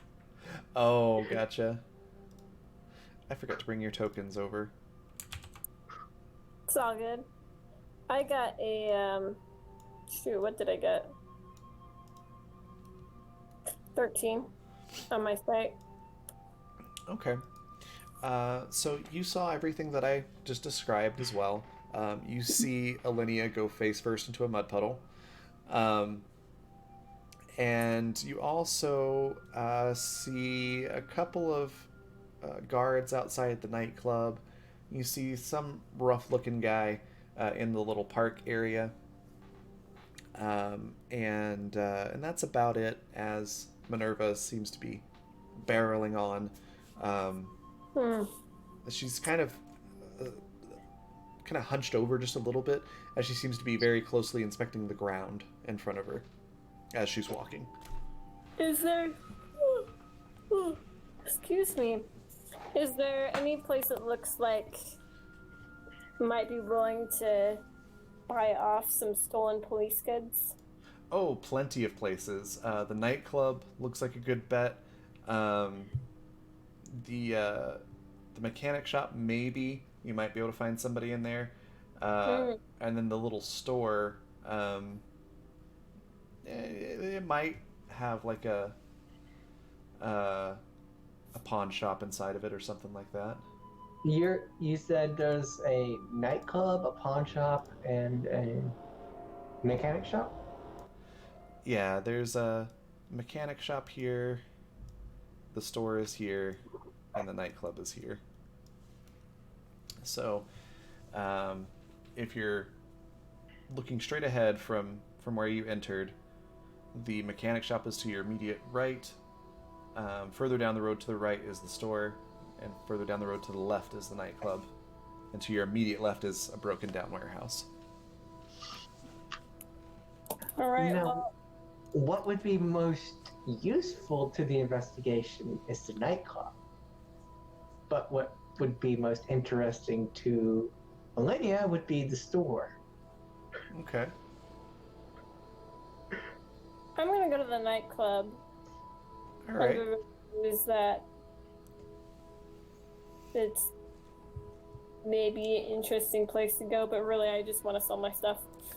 Meh. All right. So, as Minerva keeps walking by, she gets about to the park, and as you try to follow behind her, somebody steps out of the shadows and kind of moves right in front of your path, and he holds open his coat. He's got like this long trench coat type thing.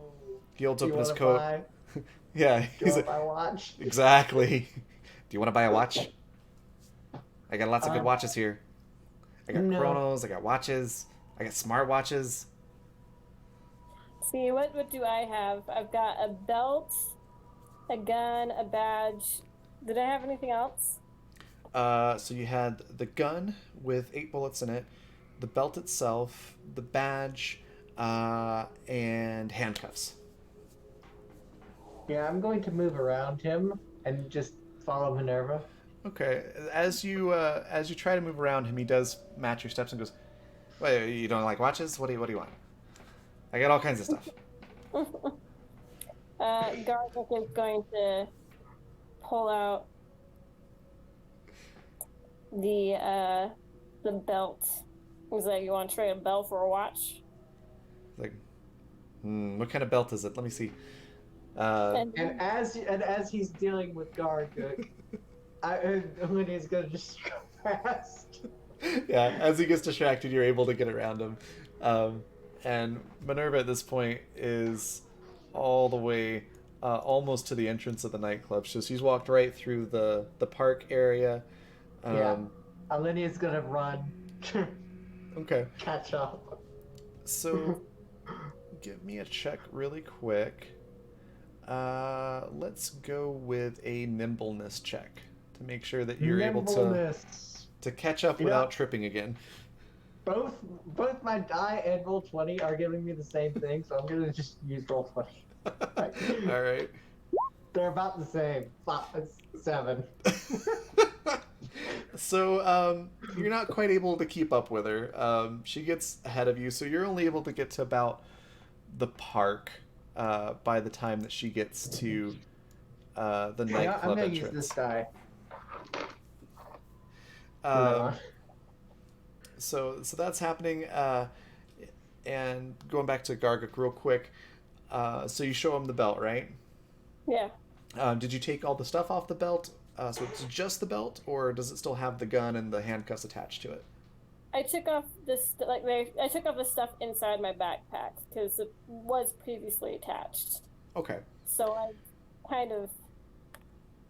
It's probably pretty obvious that there was stuff on it, but Okay. I'm only showing him the belt.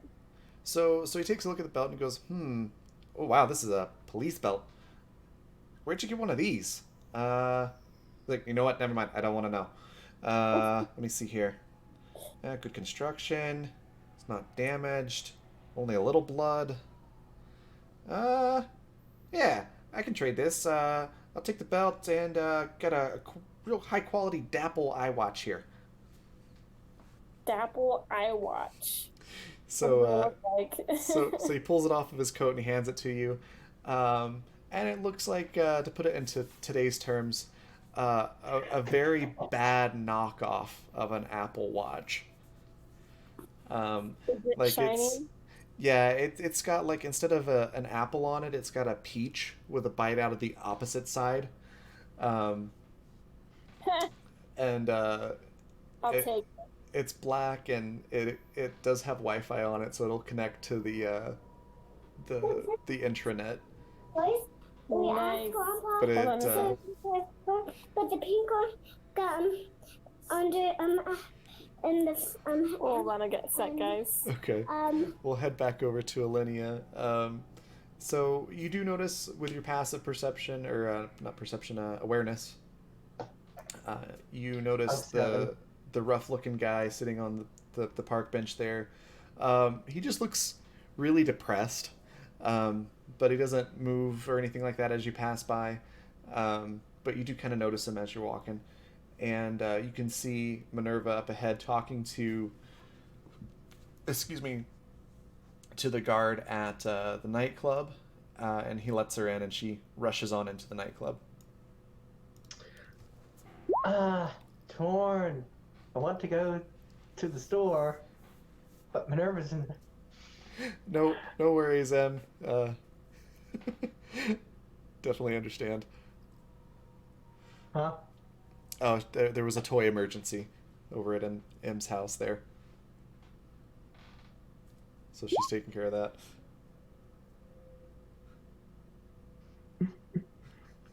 So, Alenia's gonna go to the nightclub. Okay. What's the new movie called? Playtime? Chucky? I have no idea, Em.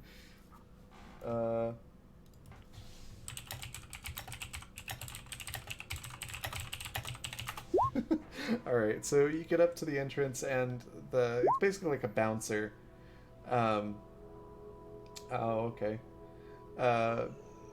Basically like a bouncer at the door, and he stops you and he's like, who are you? I'm with the one you just let in.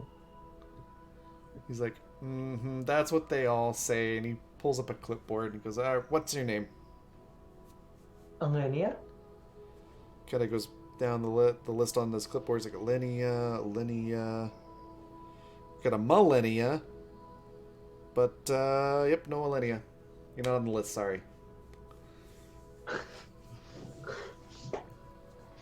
Might I get on the list? He's like, well, you'd have to talk to the boss. He kind of looks through the list again. He's like, yeah, you'd have to talk to the boss to get on the list. And where's the boss? He's inside. I see, Catch-22. He's like, no, I don't want to play catch with you. That's weird. He scribbles something down on the clipboard.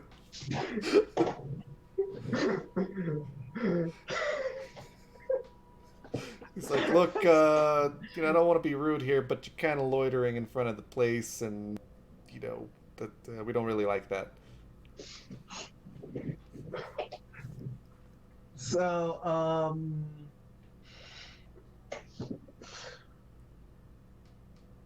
seeing as Alenia is not very charming at all,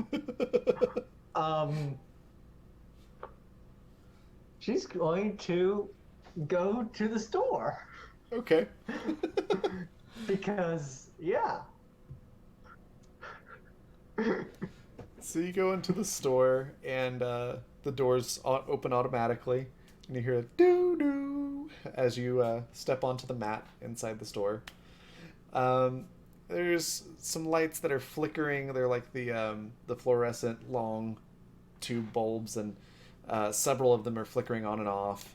The linoleum on the floor, the tiles look very, very worn, and most of the colors off of them. But you're able to see some aisles of shelves with various canned and boxed goods on them, a small refrigerated section, and then like a little pharmacy section as well. And there's a couple people that are working there. Somebody at the cash register, the other person stocking.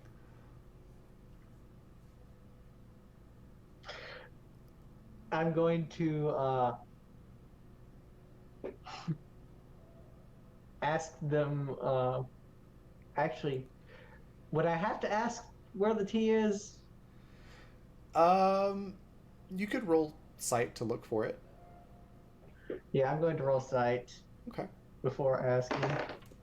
That is a 7. It doesn't matter. It's 7. always the same roll. It's even a 5 again. For the even fifth with a time. 7, you're able to find it. There's actually an end cap on one of the aisles that has a big display of Pippin tea, big boxes of tea bags.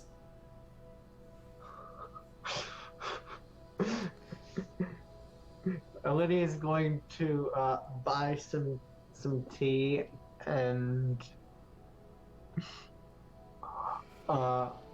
some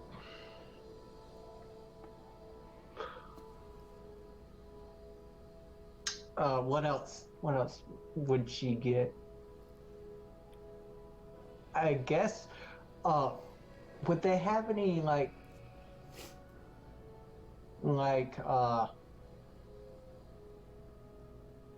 Twinkies? Yeah, there's a bunch of junk food like that on one of the aisles. Yeah, just something without meat. So yeah, Like they've some got. M&Ms or Skittles or something. Let's see. Yeah, they actually have a whole aisle that's nothing but Twinkies. Wow. She's going to get some Twinkies and some chocolate covered peanuts. Okay. Yeah, you're able to find that pretty easily. So you get about like 2 pounds worth of, or assuming you want this much, but you're able to get up to a couple pounds worth of Twinkies, a pound No. of chocolate covered No. peanuts. No, like maybe half that. Okay. Like a 16-ounce box kind of thing. Like Okay. Yeah, So like a pound box of Twinkies. and a pound box of chocolate covered Peanuts. peanuts. All right, and then the tea boxes are about a quarter pound each box, and they have 100 tea bags in them. Wonderful. Okay. So I assume you take those to the register. Yeah. So you get up to the register, and they ring you up, and the girl behind the counter or at the register, she looks like she's probably like maybe late 30s, early 40s.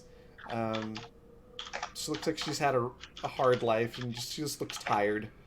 So she's kind of moves kind of slow as she rings everything up and says, "All right, that'll be 5 money." And Lydia's going to give her the money, and assuming enough time has passed, she's going to just go out and look for either Garguk or Minerva. Okay. So going back to Garguk, you make the trade for the watch. Is there anything else that you wanted to say to him before he leaves? I'll hold on to the rest for now. I'll let him go and Okay. try to catch up. I'm probably gonna have to get off pretty soon since we got a family to. Yeah, we're gonna wrap up pretty soon too. But yeah, I'll let him go. I put the watch on my wrist and admire its shininess, and I spiff it up a little bit. Okay. And then I head over to the nightclub. All right. So you go through the park. You notice the sad-looking guy in the park as well. Doesn't really do anything as you pass by. And you get up to the nightclub, and the guy at the entrance goes, "Oh, whoa, who are you?" Garguk's like, Garguk. Gesundheit. What was your name?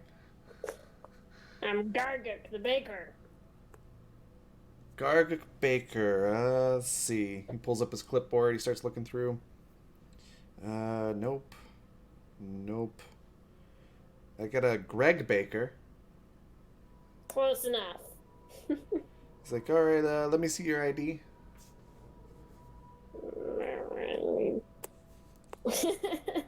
He grumbles through and he's like, you know what? I'm just gonna take a whack. He just decides to bail on it. He's not gonna fix it. He's done. All right, the guy just ignores you at that point. Right around that time, Alinea, you're coming out of the store, and so you see Gargak walking off. Elidy's gonna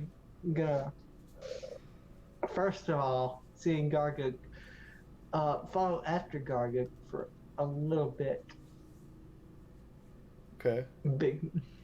And Gargak, you are able to notice her following pretty easily, so you can tell she's catching up with you.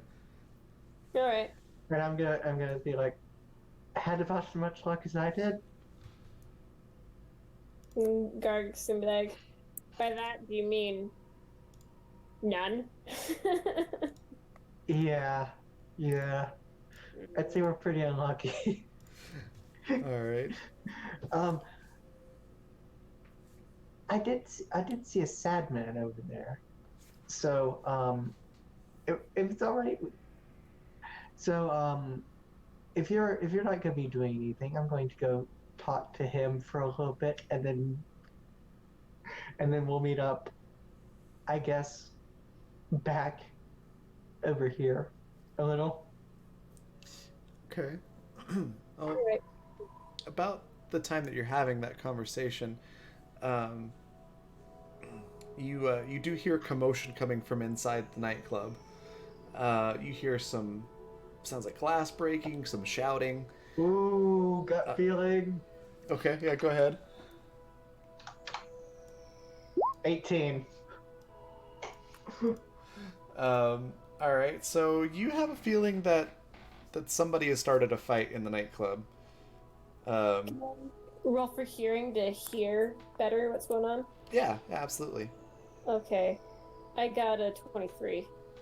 Okay, so you're starting to hear little bits and pieces. It's muffled coming through the walls, but you can hear pretty well for being outside. You hear things like, "She's fast like a freak," and "Don't let it hit you." You hear more glass breaking. You hear some gunshots. You hear "Where did she go?" You hear somebody screaming. It sounds like a guy screaming. As he's going, "Ah, my leg!" This is kind of the sounds that you're hearing, but that's about all you're able to make out. But there's definitely continued ruckus going on inside the Now, what did nightclub. I get with my gut feeling? Yeah, I cut you off for that. Sorry. Your gut feeling was just that that somebody was starting a fight inside the nightclub. Yeah, I'm glad we did not get in. Yeah. No. I'd say that I'd say that I'm pretty happy we did not get in. As you guys are talking, you do notice a small window, actually right here, that you could probably see through if you wanted to. It's just a little bit to the side of where you are right now. Oh, hell yes. Okay. I'm gonna look. The window. Can I see it through it? Yeah, it's big enough that you both can see. It's not. You're not too short for it. You'll have to like get on your tiptoes, but Gargak can see through there. Okay. I'm gonna roll sight. Okay. Because I That's shall. a nat 1. How in the world? That's the 4th nat 1 on sight. On sight. On sight. The unlucky flaw was definitely very an apt one for Alinea. I haven't even had to use it. I got a 25. 25? Yeah, because Okay. I have the alert seeing, and I rolled an 18, and I have a 2 in sight. So I Nice. believe that's the thing I'm going to get sometime. All right. So Alinea, let's see what happens. So you also kind of try to stand on your tiptoes to look a little bit closer, get a better view, and as you do, you fall over and land on your butt. Again. But Garguk, you're able to see no problem. So you get on your tiptoes and you look in, and you see guys running back and forth, and you see Minerva like with not even breaking a sweat, just like ducking under things that are being thrown at her, sidestepping punches, and then you see a couple people take some shots at her from guns. So they try shooting at her, and she just puts a gate underneath of her feet, and then kind of falls through the ceiling right behind them, and encases both of them in ice. And then more people come rushing in from a back room, and she disappears again. And you hear people going, "Where'd she go? Where'd she go? Find her! Don't let her get away!" And about that time, you hear the sounds get much, much louder behind you. And you turn around to look, and Minerva has stepped through a gate that closes right behind her. And she's now standing behind you and goes, "Oh, good, you're here. I wasn't quite sure if you were still with me. I went inside, but you didn't follow, so... Well, no matter. I found out what we need to know." Wonderful. And you hear more commotion and things happening inside. She's like, probably would be best if we didn't stay here too long.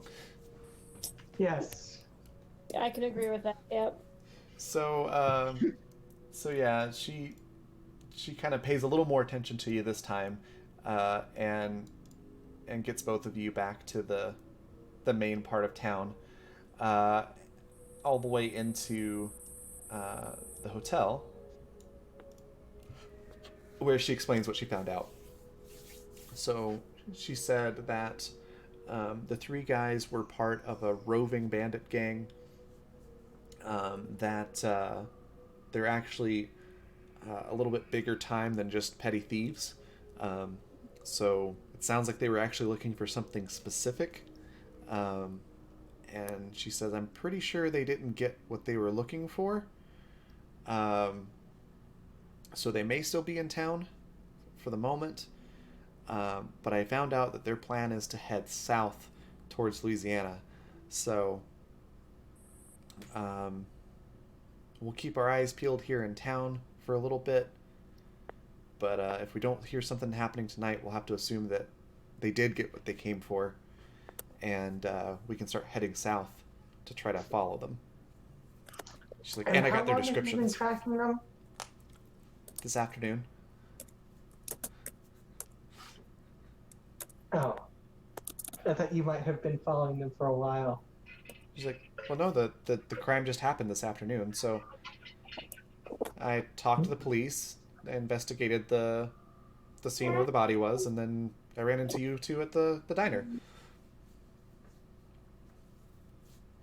She's like, "So I just decided to talk to a couple of contacts, and well, they weren't pleased with the way I was talking, I guess. But I managed to get the information. I got their descriptions, where they're headed. So we should be able to track them down and get that bounty." Wonderful. So, yeah, I think we'll wrap things up there. Is there anything else that you want to do before we wrap this up, and then next time we'll start on our way down to the Badlands? I got nothing.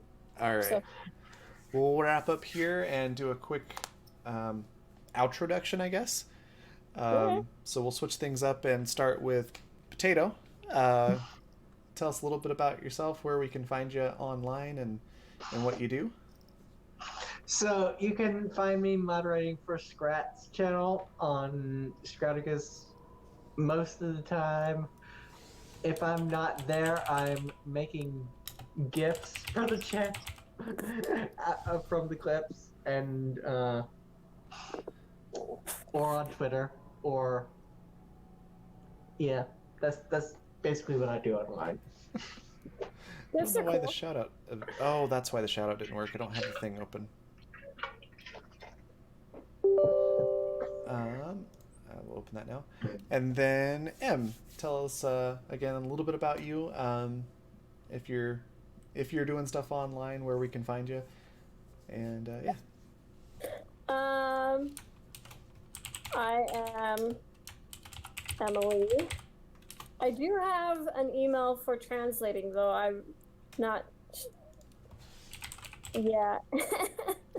I'm not. I haven't quite gotten to marketing that really, but it's Okay. EmilyGarTranslates@gmail.com if you have any Japanesey, Englishy translation needs.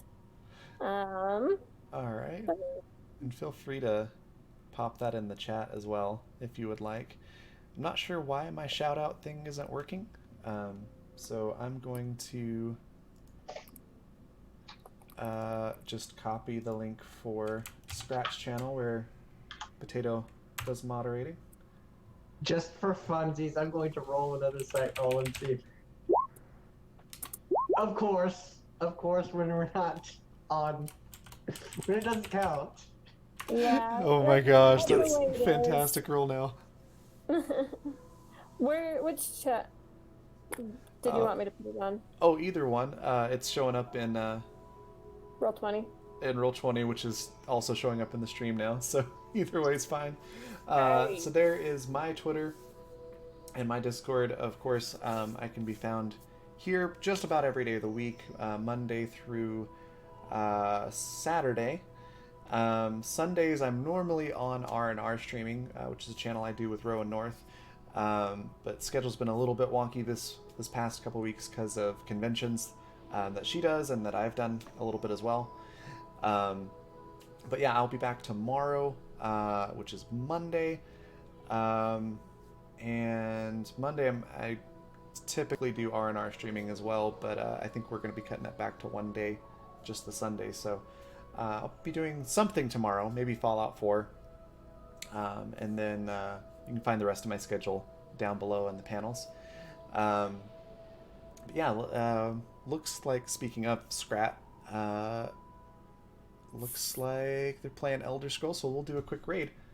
What should we do? I like the idea of having a raid cry. What should we do as our raid cry?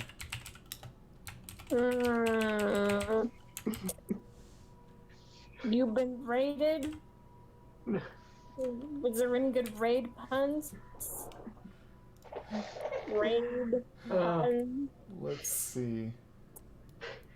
How about of course we have iced tea? Yes. Sure. Yeah, let's do that. Do it. I'll type that in for us here. By the way, I forgot that it was Georgia. That's why. If I had remembered it was Georgia. So we'll do feel free to use any emotes that you like. But yeah, we'll do this real quick if I can type right for once. There we go. So we'll do that as our raid cry. Of course we have iced tea. Sounds good. And thanks everybody for joining us, and yeah, we'll see you tomorrow. Bye-bye.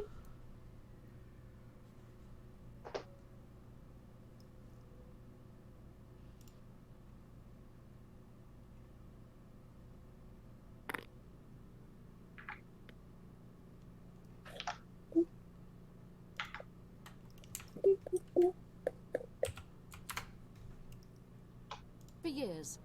Now either buy something or get That is a damned lie. goodbye. Looks like we got a new friend! She's obviously Well, lying. thanks again, but guys. That was doesn't tell me fun. anything. Okay, we're gonna Yeah, make a quick it's your save. turn.